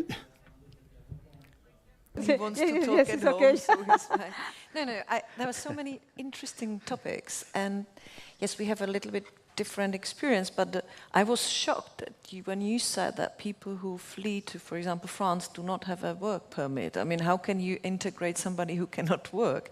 Because one of the success, I mean, still there are 15% of the people in my country who would tell you, migrants and refugees are not good. And they are the loudest ones, of course, but thanks God the majority is really for. And one of the things that made it work very well was that immediately they got a healthcare, social care, working permits, the entry permits, and then schools. Very quickly, within a month, kids were in schools. And yes, as you both mentioned, there were so many positions that my people, if I put it that way, didn't want to do. Waiters, shop assistants, nurses in the hospitals. So now, yes, mostly when we go to a restaurant or you go to a shop, people speak with different accents. They, within 2 years, learned our language. But yes, I know that our big advantage is that we share a similar religious, political background. The languages are not the same, but quite similar. So yes, they work, and already now, after 2 years, it was announced that the amount that they bring back to the system, because of the taxation, etc., overcame what has been given to them, because they, for 1 or 1.5 years, they were getting, I think, 500-600 euros per month, each of them, as a support. So now it shows that, first of all, they did not took a job from anybody in the Czech Republic who wanted to work, because our unemployment rate is 2.5%, so nobody's really, I mean, usually people who do not have work are those who do not want to work in the Czech Republic. And the question is if they return to Ukraine. It is a country at the war, so nobody tells them go back, and I think that they will stay, because they created their lives there, and that is to the absorption, because we still, even though we are a 10 million country and there are 400,000 of them, within 2 years they were absorbed, and still we could take more in a way that there is still a space and positions for them. And the last, when you said what we all can do, besides many things, I'm a mother of 2 boys, and one of them is severely handicapped. He's on a wheelchair, and we don't have many prospects. We don't know, no diagnosis, nothing. 8 years old, he doesn't speak, he has nappies, and one of my life topics is to promote that being handicapped has got nothing to do with happiness. And this is my role, that through maybe stupid stories on Instagram or talking at conferences and everything, I am trying to promote and do my little thing. As Tolkien said, that even a little person can change the world. So I am changing the world by my example. And that's what we all can do.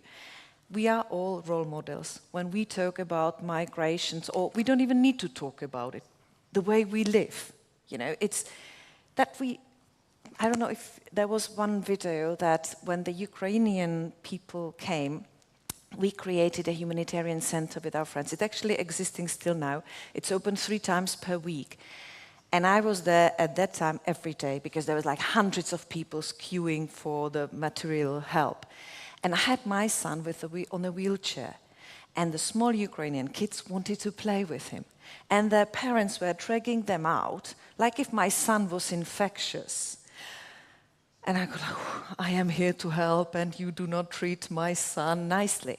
But then I realized, because Czech Republic used to be a communist country. We lived under the occupation of Russia. Maybe this is also the reason why it resonates so much what happened in Ukraine.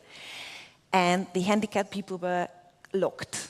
So you did not see them on the streets. and Ukraine. Not that they would lock now people, but you do not have the means of transportations, you do not have proper wheelchairs. So they don't know what it means to be handicapped.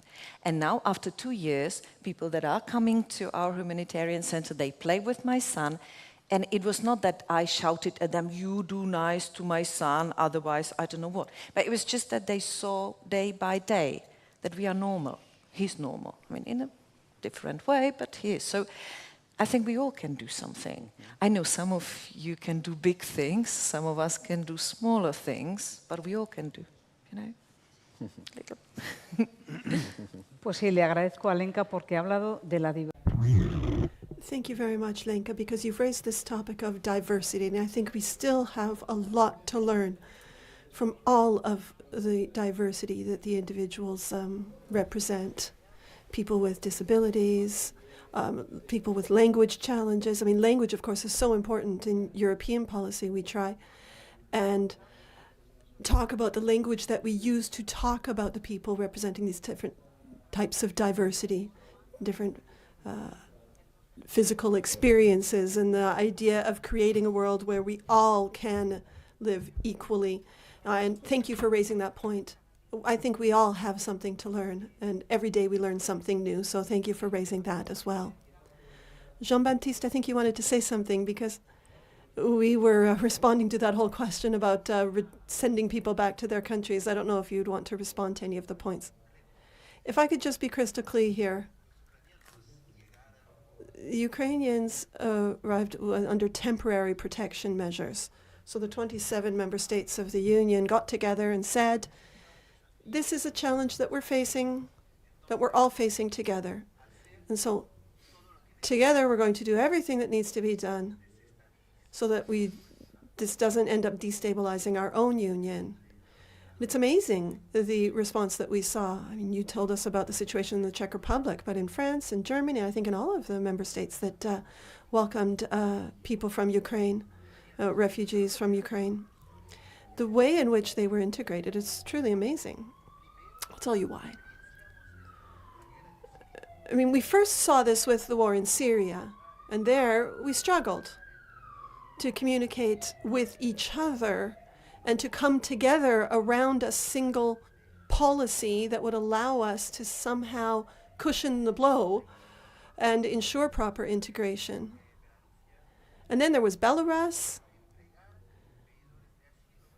which started to use the asylum seekers as a form of destabilizing us through this hybrid warfare, where we saw that Europe didn't respond well to the arrival of the Syrians, so let's see what we can do on the border with Poland. And coming back to the whole question of temporary protection of the Ukrainians, I say temporary, really says it all. It's 4 years, sometimes 3 years, which is renewable once. So this means that under the next legislative term of the European Parliament, there's going to have to be a vote, or there's going to have to be some sort of position taken on the renewal of this protection measure for the Ukrainians. Now, we've seen in Hungary, in Slovakia, in Poland as well with Duda, the very malign influence that we're seeing also in France with the Rassemblement National. This really malign influence of Russia on what's happening in our countries through our far right in our own countries. So what we're going to see is, once again, we're going to have to come together. We're going to have to present a united front, find a way to continue to help Ukraine and protect the Ukrainians seeking refuge in our countries, because the far right in Europe is going to be playing with that. It's going to be using it as a bargaining chip. It's going to be turning the Ukrainians into this sort of bargaining chip, saying that it's this is going to end up being a political challenge for all of us when it comes to extending the support for Ukraine. So yes, we've talked about Ukraine, but I think that this is a very different situation. Now, once you see the degree to which the Ukrainians have become integrated into their host countries or communities, I find it hard to think that the European countries are going to tell them that they're then to go back home to their countries in these very uncertain times. I think once you're integrated, you're integrated. That's what happens to us Europeans when we go to other places as well. But quite beyond that, Luis made a point a moment ago, talking about the politicization and saying that very few studies have been done. We recently had a debate at the European Parliament with a television broadcaster. There was a far-right party whose name shall remain unmentioned, but I'm sure who you know I'm thinking about, that was using this argument that 250,000 people have arrived in Spain in the past year. And we cannot lie about this. Well, of course, we agree that we can't lie about this, but let's just also say that of those 250,000 people, how many of them are actually working illegally, are irregular in our society, and are we exploiting their time and their labor in those sectors where we need them? So that's the discourse that we need to build. They're coming because we haven't actually done the work to think about what they contribute, even as irregular workers within the EU. So maybe that's another question to ask. How can we break down this hypocrisy? Well, apart from whatever regulations we need to put into place, how can we fight against this hypocrisy, considering also the history that we have to bear as a burden? Now, Europeans were also immigrants. Now, Miguel made this point, and he gave us figures to show us that Europeans as immigrants to other continents over history. And then later generations came back, but we went out and we built the other countries with our contributions. So how do we fight against that hypocrisy? What do we do? Do we need to get more reliable data about what it means to be a migrant in the world today or in Europe? Because when I look for data, I can't find it. There aren't actually figures to tell us what migrants contribute, where they're working, what they're doing, what sectors they support, because they do help us. Another thing we don't talk about, which we've talked, is female migrants. So migrant women who come and replace or do the work of European women so that we can go out into the labor market. How can we appreciate all of that? That's an important point here. Now, with respect to this new asylum pact, I have to say I'm quite optimistic. It will be hard to arrive at a consensus, and nobody's going to be 100% happy with the result. But when it comes to this idea of regulations, well, it's something we need to build. It's important to get those. But a point I was making earlier was that this model where we want to have immigration, protect the borders, that we need to change the discourse around that. Now, the OECD has looked at that, and we know that migrant contributions are net contributions to society because they come here, and let me tell you again, the average age in Africa is 19, and in the EU it's 42. Now, those of us who consume social services are the older ones, not the younger ones. The younger ones are here to work. We heard that from these young boys earlier this morning. So it's interesting to see as this model, and what the Pact needs to do is facilitate more integration and more work, because what's happening now is that the people come, they're not allowed to work for 2 years, so what do? Well, fortunately, they're not just stuck here, which would lead to horrible racism and xenophobia and hate discourse, hate speech, and all of these things that we see happening, and everybody with their alarmist talk about all the horrible things happening, when actually they're just here to work. They want to contribute. They want to help their parents. And also... one single example. Entonces, en un limbo. So they're in this limbo for 2 years. They leave their centers, and for 2 years they can't do anything. In the best of cases, they're only allowed to work 2 years after they arrive. But in the meantime, they're out harvesting fruit and vegetables on the Spanish mainland, and we're very happy to get the cheap watermelons and the cheap fruit as a result. It's a perverse model underlying all of this. And it's all based on this idea of fear. Personally, but I'm sure all of us here, are of the conviction that it all boils down to training. And we've got a pilot project in place.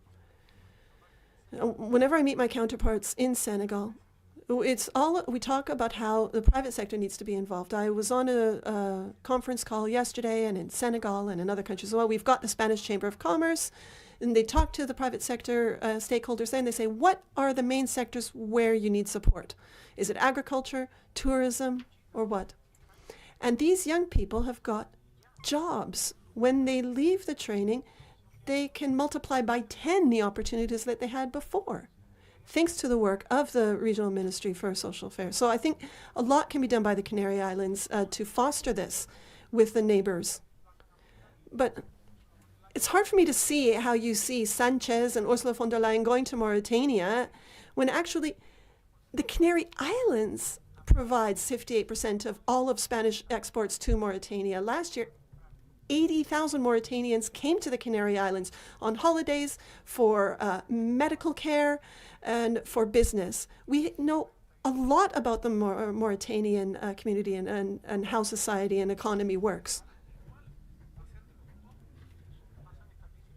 Now, if the growth in Mauritania is probably going to be about 6 or 7%, and the same will apply in Senegal if they can get through this crisis, because they really are a beacon of stability for the region normally. So we have to think about the external dimension as well, and see how we can work out there, make the resources available over there. Now, we have the means to train them here, but we can't, because none of them will go back. That just will not happen. They will stay here in the way the current circumstances are. So they need to be trained there. And from the institutional side, we need to strengthen local institutions there, in the case of our pilot project in Senegal, but it could be extended elsewhere, so that they have, for instance, a European certificate, so that at some point in future, inshallah, they could then use it elsewhere in a European country when they come to work. And they want to make life better for them and their family. I think all of us are clear enough on this here, but for some reason, the discourse and when you talk to friends and family, it's all just so negative, to the point where you sometimes wonder, you just say, well, maybe I should just shut up and stop speaking the truth to them, because I'm going to get slapped across the face with what I have to say. So the true challenge is, how can we ensure this integration? And of course, we don't want to be hypocritical and paint everything as such a pretty picture. It's not all perfect. We talk about 2.5 billion people who are going to be engaged in migratory flows in future. Of course, they're not all coming here. Most of the migratory flows are inter-African, between different African countries at the end of the day. It's a matter of saying what we think. I've written so much on this, but all of you as well, you have your contributions. You also heard these boys speaking this morning. I think that should be the headline news on the evening news and primetime stories. People need to hear their stories of the people who come here to work and to contribute. La última intervención, antes de que... So our final comment before we open up the floor for questions and comments from the room. Yes. Well, we were asking a question earlier about why is this hate speech and the hate discourse and xenophobia getting the upper hand? Why is it winning everywhere? Yes, please, just one more thing if I could just add, just half a minute. I read, I think it was in the Financial Times, I don't often read it because I don't like it, but I did see them say that 30% of all of the unicorn companies in the United States, that's with a turnover of $1 billion or more, were created by immigrants. Immigrants who arrived, however they arrived. So it's a slow process. We talk about what they contribute. Sorry, I just wanted to make that one point before you. More figures and more of an assessment of the situation. So, as I was saying, the question here in Europe, we like to say that we show solidarity, but we're seeing more and more support for hate speech and xenophobia by the day. Now, on June 9th, we're going to be having the European Parliament elections, and we're quite concerned because the spectrum represented there might change. And in some of the member states of the Union, some of the more important ones, if the colors change, will they even be applying these new rules? No, 80% of all the new rules introduced are, of course, going to be good. There's a lot of good things in it, but there are some negative points as well. And that's something that we need to make clear before it is ultimately implemented. But will it be used as an excuse for some member states to start throwing up obstacles, to objecting to transposing this into their national legislation and by extension implementing it? And as long as it's not implemented, well, it can be approved, but we'll have to see whether any fines ensue or whether the European Union will be able to put pressure to bear on its member states to actually implement. But that's something that I could envisage happening. So we do need to think coolly and calmly about this. Now, one hope that I have in the next Europe-Africa summit, I think it's after the European elections or maybe just before them, but I would hope that at such a summit we will be able to talk again about having a serious cooperation and development project along the lines of what we've been talking about and some of the things that we're addressing here, whether it's talking about employment or cooperation, finding ways to help these countries develop, because that could be a major source of work for us. And another question that we could ask at the European level, and here I do think some financing would be required, would be in fighting hate speech, telling people that their immigration is an opportunity. If you have a white immigrant or a blonde immigrant, now all of a sudden there's no problem. They may be poor, but nobody minds. But if the immigrant has colored skin, well, then all of a sudden we start to find problems where they don't exist and look for excuses for them not to participate or enter the Union. And let me just give you a figure from the Canary Islands to illustrate this. Do you know what the population of foreign nationals here is on the island? I mean, we could be the xenophobic as we want with this. So for the past 20 years, the population of foreign nationals has grown by 70%. So foreign nationals resident in the Canary Islands is a population of 2.1 million. The foreign national population is 500,000. There are some schools where there are 20 different nationalities represented amongst the children in a single school. Children in a classroom representing 20 different nationalities, maybe 14 or 13 or 12 in another school, but it's a very, very diverse. Now, we have signed the migration pact. Everybody except for Voss signed up to the migration pact on the Canary Islands. Everyone with parliamentary representation in the Canary Islands has signed up to developing a migration pact. Do you think that with this, that there would be reasons for that if we didn't have this tradition of immigration, emigration, and cultural mixing? Do you think we would be able to fight xenophobia if we didn't have that? Of course there's xenophobia. There are people like that here on the Canary Islands. We need to fight against it every day. Maybe a final figure to illustrate it from here as well. Of all of that immigration that we see, do you know how much is African in origin? What we're talking about today, the ones coming on the boats in the Canary Islands? 9% of the total. Do you know what the main source is of immigration to the Canary Islands? Maybe that's what we're talking about. Yeah, they have white skin, so it's not a problem. 49% is from the Americas, and 30% is European. And I think that says it all. Well, I think the figures really do say it all. We are afraid of what is different. And if different colored skin and poor, well, all the more. So I think the figures really do illustrate that. Now, I would have more questions to ask, as I'm sure you can imagine, but let's open up the floor now to questions from the floor. Hola, buenas tardes. Thank you for the panel and for the previous panels too. And thank you very much for all the comments. Of course, I wanted to talk about Jean-Baptiste's narrative because, in my opinion, we have to highlight the virtues of diversity and the return on investment too that comes from migration. But what you're saying about working and then coming back is it's not a solid narrative, I would say. And it's also linked to modern slavery. So we really need to be really cautious about, because the pact is in parallel with the EU talent pool. And this is where the whole migrant talent resides. But the focus on the labor market also implies discrimination against people with disabilities, as Lenka Son, and also against women. So we need to take a careful look at this. Also, we need to talk about freedom in the origin countries.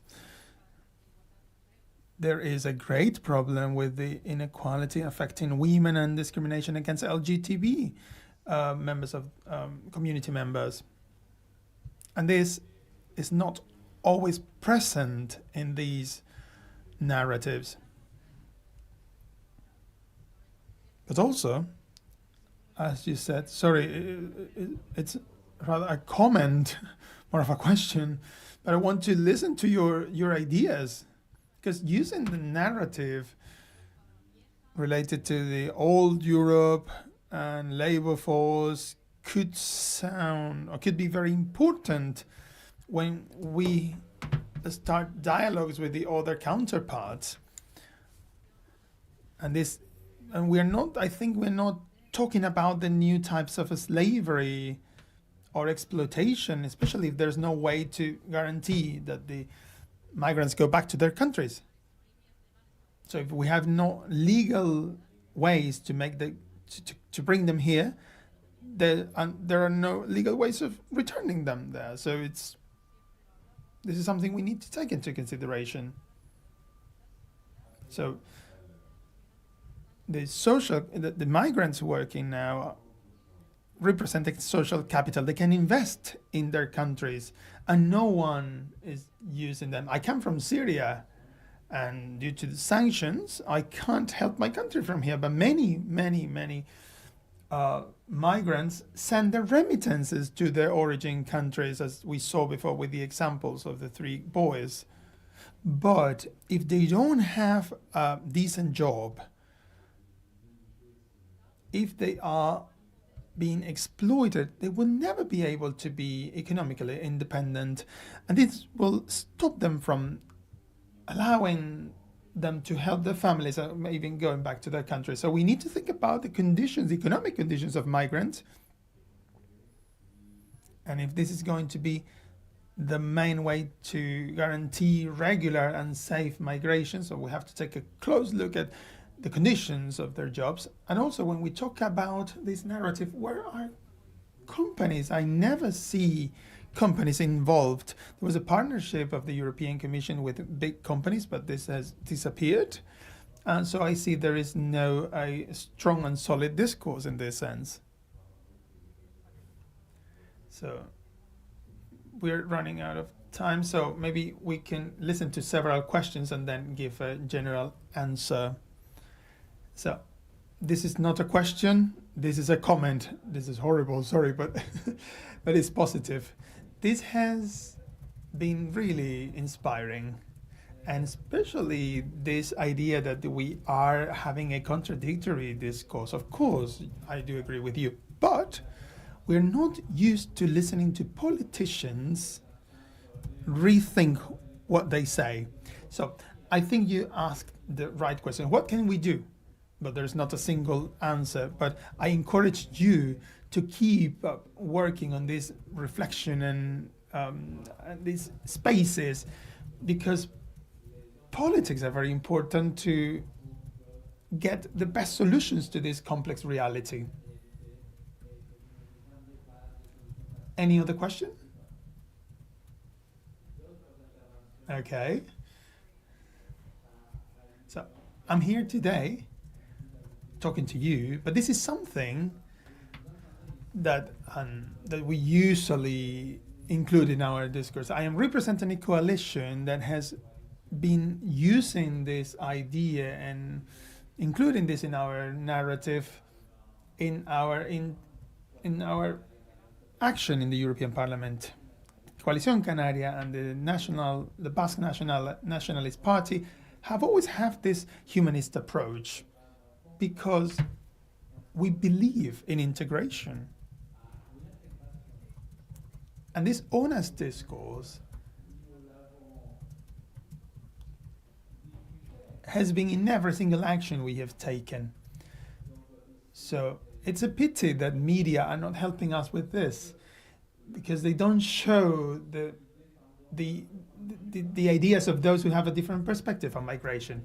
We see also that negative news have a greater space if compared to positive ones. And additionally, I don't know why, but negative news are commonly more believed compared to positive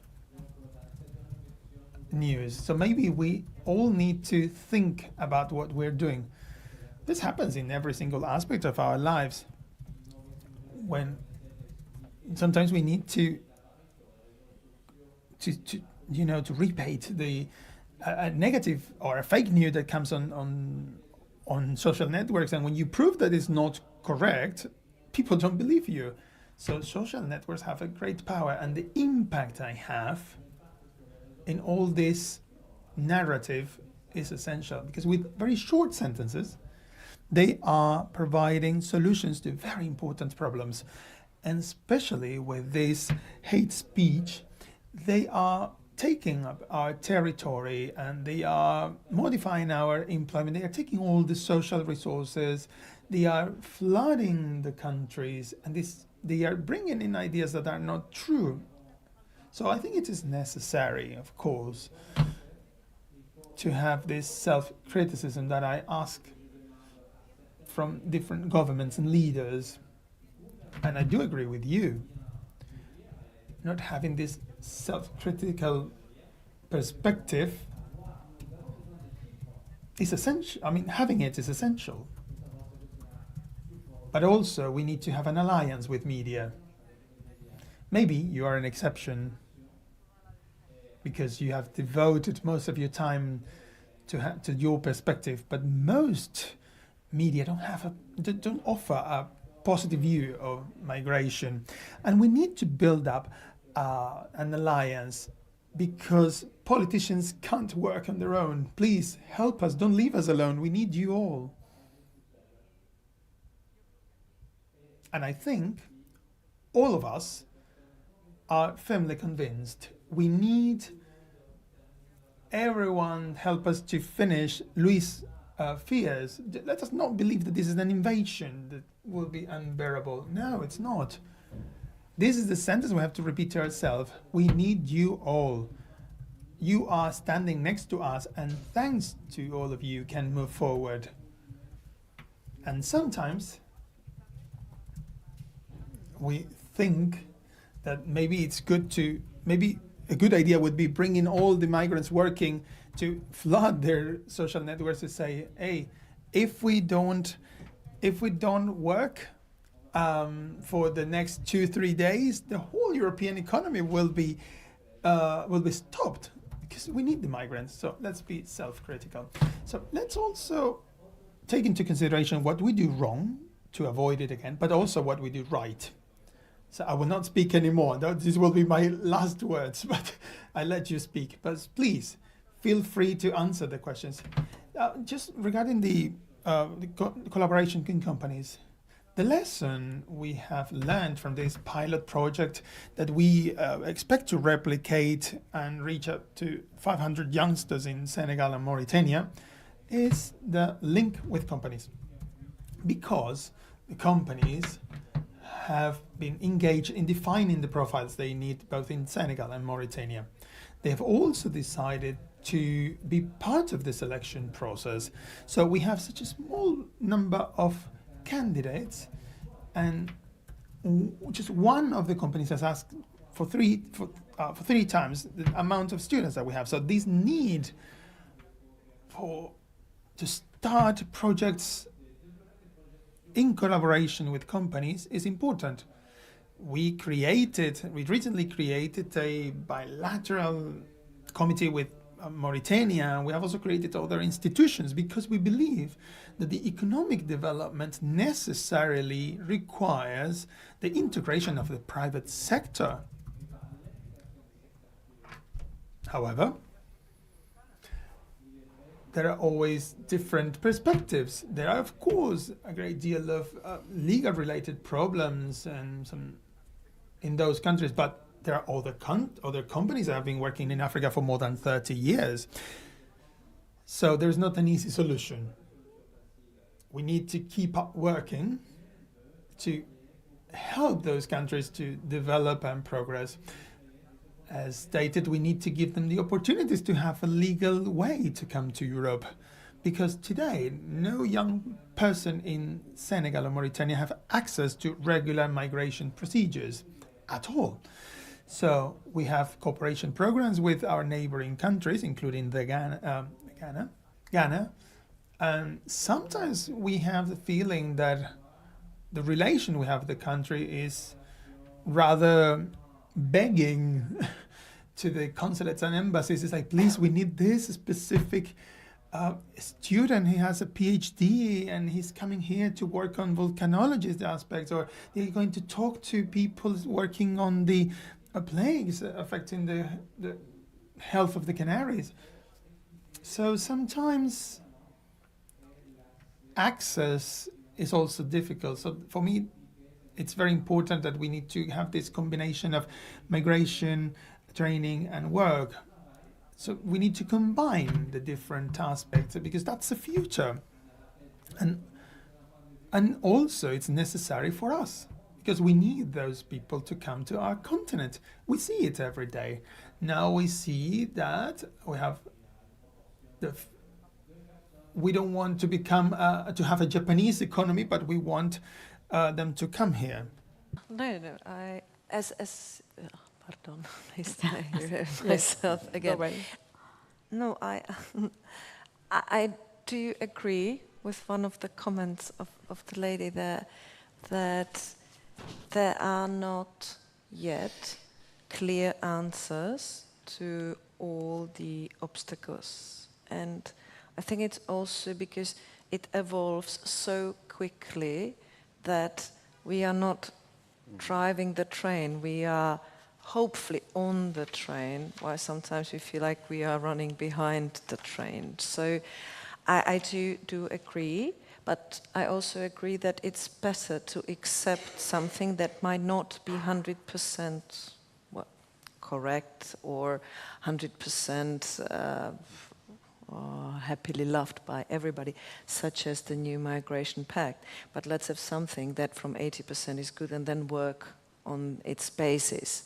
But I know, because I come from a country where definitely there will be an enormous discussion that migration and solidarity, and we don't want to do, because it is the topic as everywhere. So yes, one of the things I do is I lecture women in leadership, and one of the things that is very common to us women is that we want to be perfect in every aspect, and before we reach this 100% quality that does not exist, but we want it, we don't want to speak in public, we don't want to take positions, we don't want to take the functions, and we do not want to take the decisions. And I'm always telling to the ladies, in a matter of time, it's better to take a decision that might be 90% correct, then wait another month or weeks or years to come to 100%, because you will not arrive there anyway. So, yeah, that was to your comment.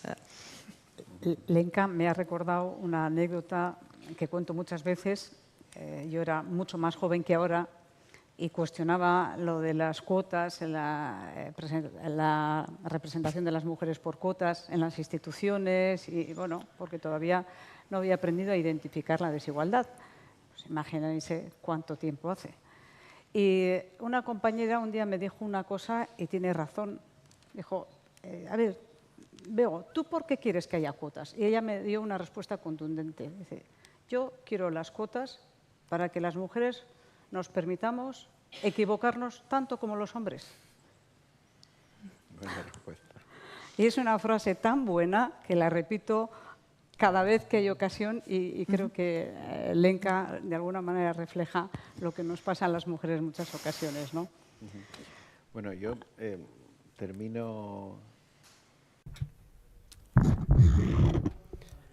If I could just conclude on this final point, I'm sure you've all seen at some point these prospective surveys that they make in the US and the EU. I'm sure Spain actually published one about 4 or 5 years ago where we try and predict the future.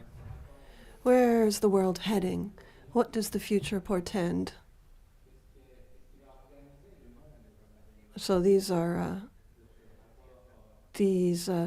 things where we try and tell the future, and we tend to get about 2 or 3 of these things right, and everything else is wrong. And it would seem that everybody agrees that artificial intelligence is going to be one of those things that changes our future. But let me just play fortune teller for a moment again. I'm going to look into my crystal ball, go beyond the reports, with the reports in hand, and try and predict the future. Okay, well, I find that reassuring, says Izaskun. So I'm going to use the reports as the basis. And from all of these reports, they all share one thing, and that is what we are talking about here today. The question of migration will have a key role to play in how our future plays out, for better or for worse. And we're going to have a solution for everything.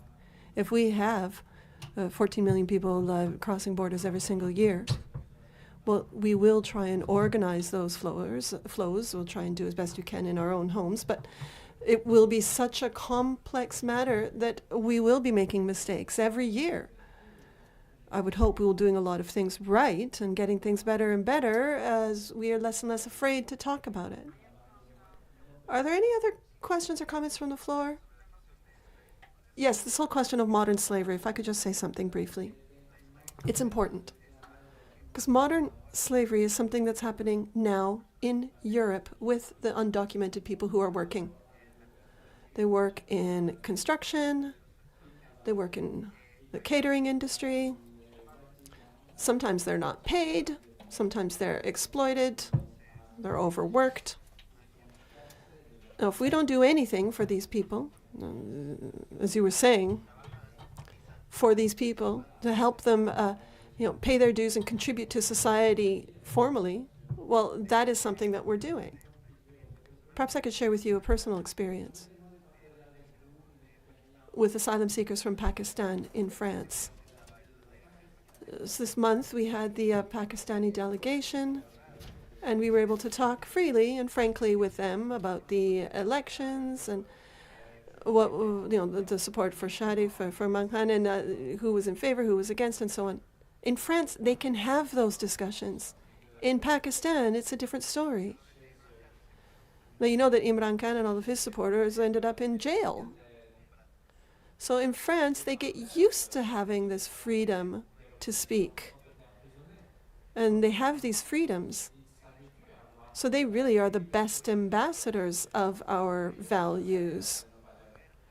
They can go back as precisely that, as ambassadors, and slowly start introducing these values in practice in their home countries.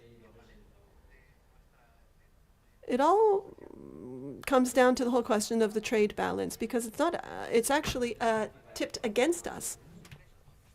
When we talk about where the companies are, where the private sector is acting, they actually need to start reinvesting in these people, because they will be our ambassadors and also for our companies. You can't just work through the development banks. There's a lot of money that we pump into development, not enough. Of course, it's never enough. It's only about 1% of our GDP in France, and I'm sure the figures are similar across Europe. But we need to keep in mind all of our diplomatic representations that we've got. What about the Instituto Cervantes, the Alliance Française, all of the European centers? All of our civil servants, our diplomats, our private sector stakeholders and their interests, because those that have lived in Europe, when they go back, they have this capacity to build these bridges. And I think that would open up a plethora of dialogues. We'd have much more than just governments talking to each other. We would have interpersonal contacts and also labor and practices. In Syria, for instance, when they don't have anything, they manage to cobble together a solution, and that's amazing to see. And I think that we can learn from those sorts of exchanges and building those sorts of bridges as well. I don't know if there's any other comments, anything more that you'd like to say. Perhaps if not, I could just wrap up with a point from Senegal. Now, the European Union has got a fisheries agreement with Senegal that allows the European fishing vessels to access fishing rights there in return for an economic contribution, but also with some major local development contributions. Now, this is very important for fisheries, is very important in Senegal.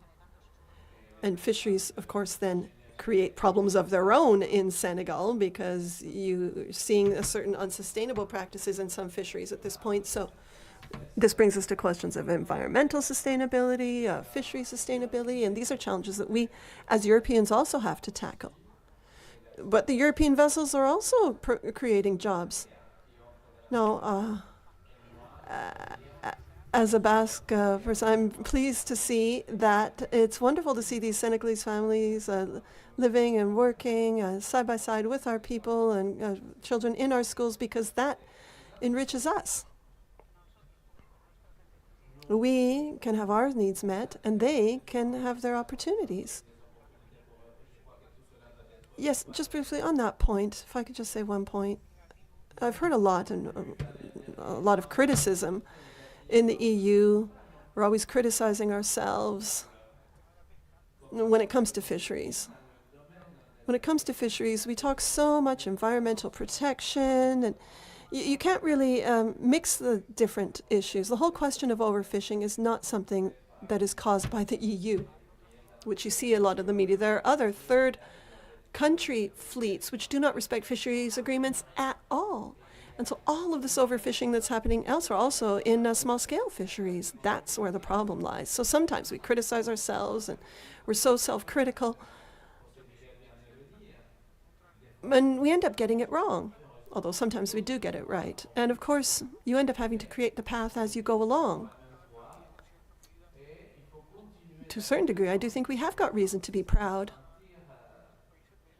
because you go to other countries and you can see the difference in, for instance, respect for human rights, environmental, sustainability, gender rights, and all of the long list of things that we're doing well. So let's not be too self-critical. Let's try and end on an optimistic note. Yes, well, artificial intelligence is something we could spend an entire day on, the whole question of fisheries in Mauritania, Morocco, and Senegal, and the effects of that with the role of China, Korea, and Russia in those waters as well. Well, that would be another topic altogether. But perhaps for today, we can wrap it up. Let me just conclude by saying that this European Migration Pact is an initial step in the right direction. It's the first step in a long time.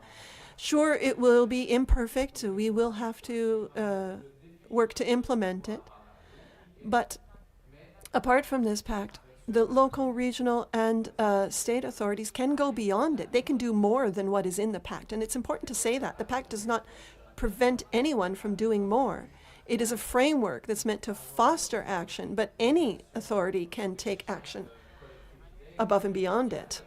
Work needs to be done in the countries of origin. Work needs to be done in different areas. I think at least all of us here can agree on this. We need to continue to speak out, to be the voice on these matters, and to work to convince everyone that this is the one path forward if we want to promote this European project, which is a project of peace, but also one of solidarity and integration. And the idea being to create opportunities within the diversity that is the European project. So thank you very much to all of you for joining us today. Thank you also to the organizers, and we'll see you all again soon. And let me also, if I might, please, if I might, this will be the last thing I will be doing on the Canary Islands as a member of the European Parliament. So let me just take this opportunity to express my thanks to all of my friends from Coalición Canaria for all of the years of affection and support that they've shown me. Thank you.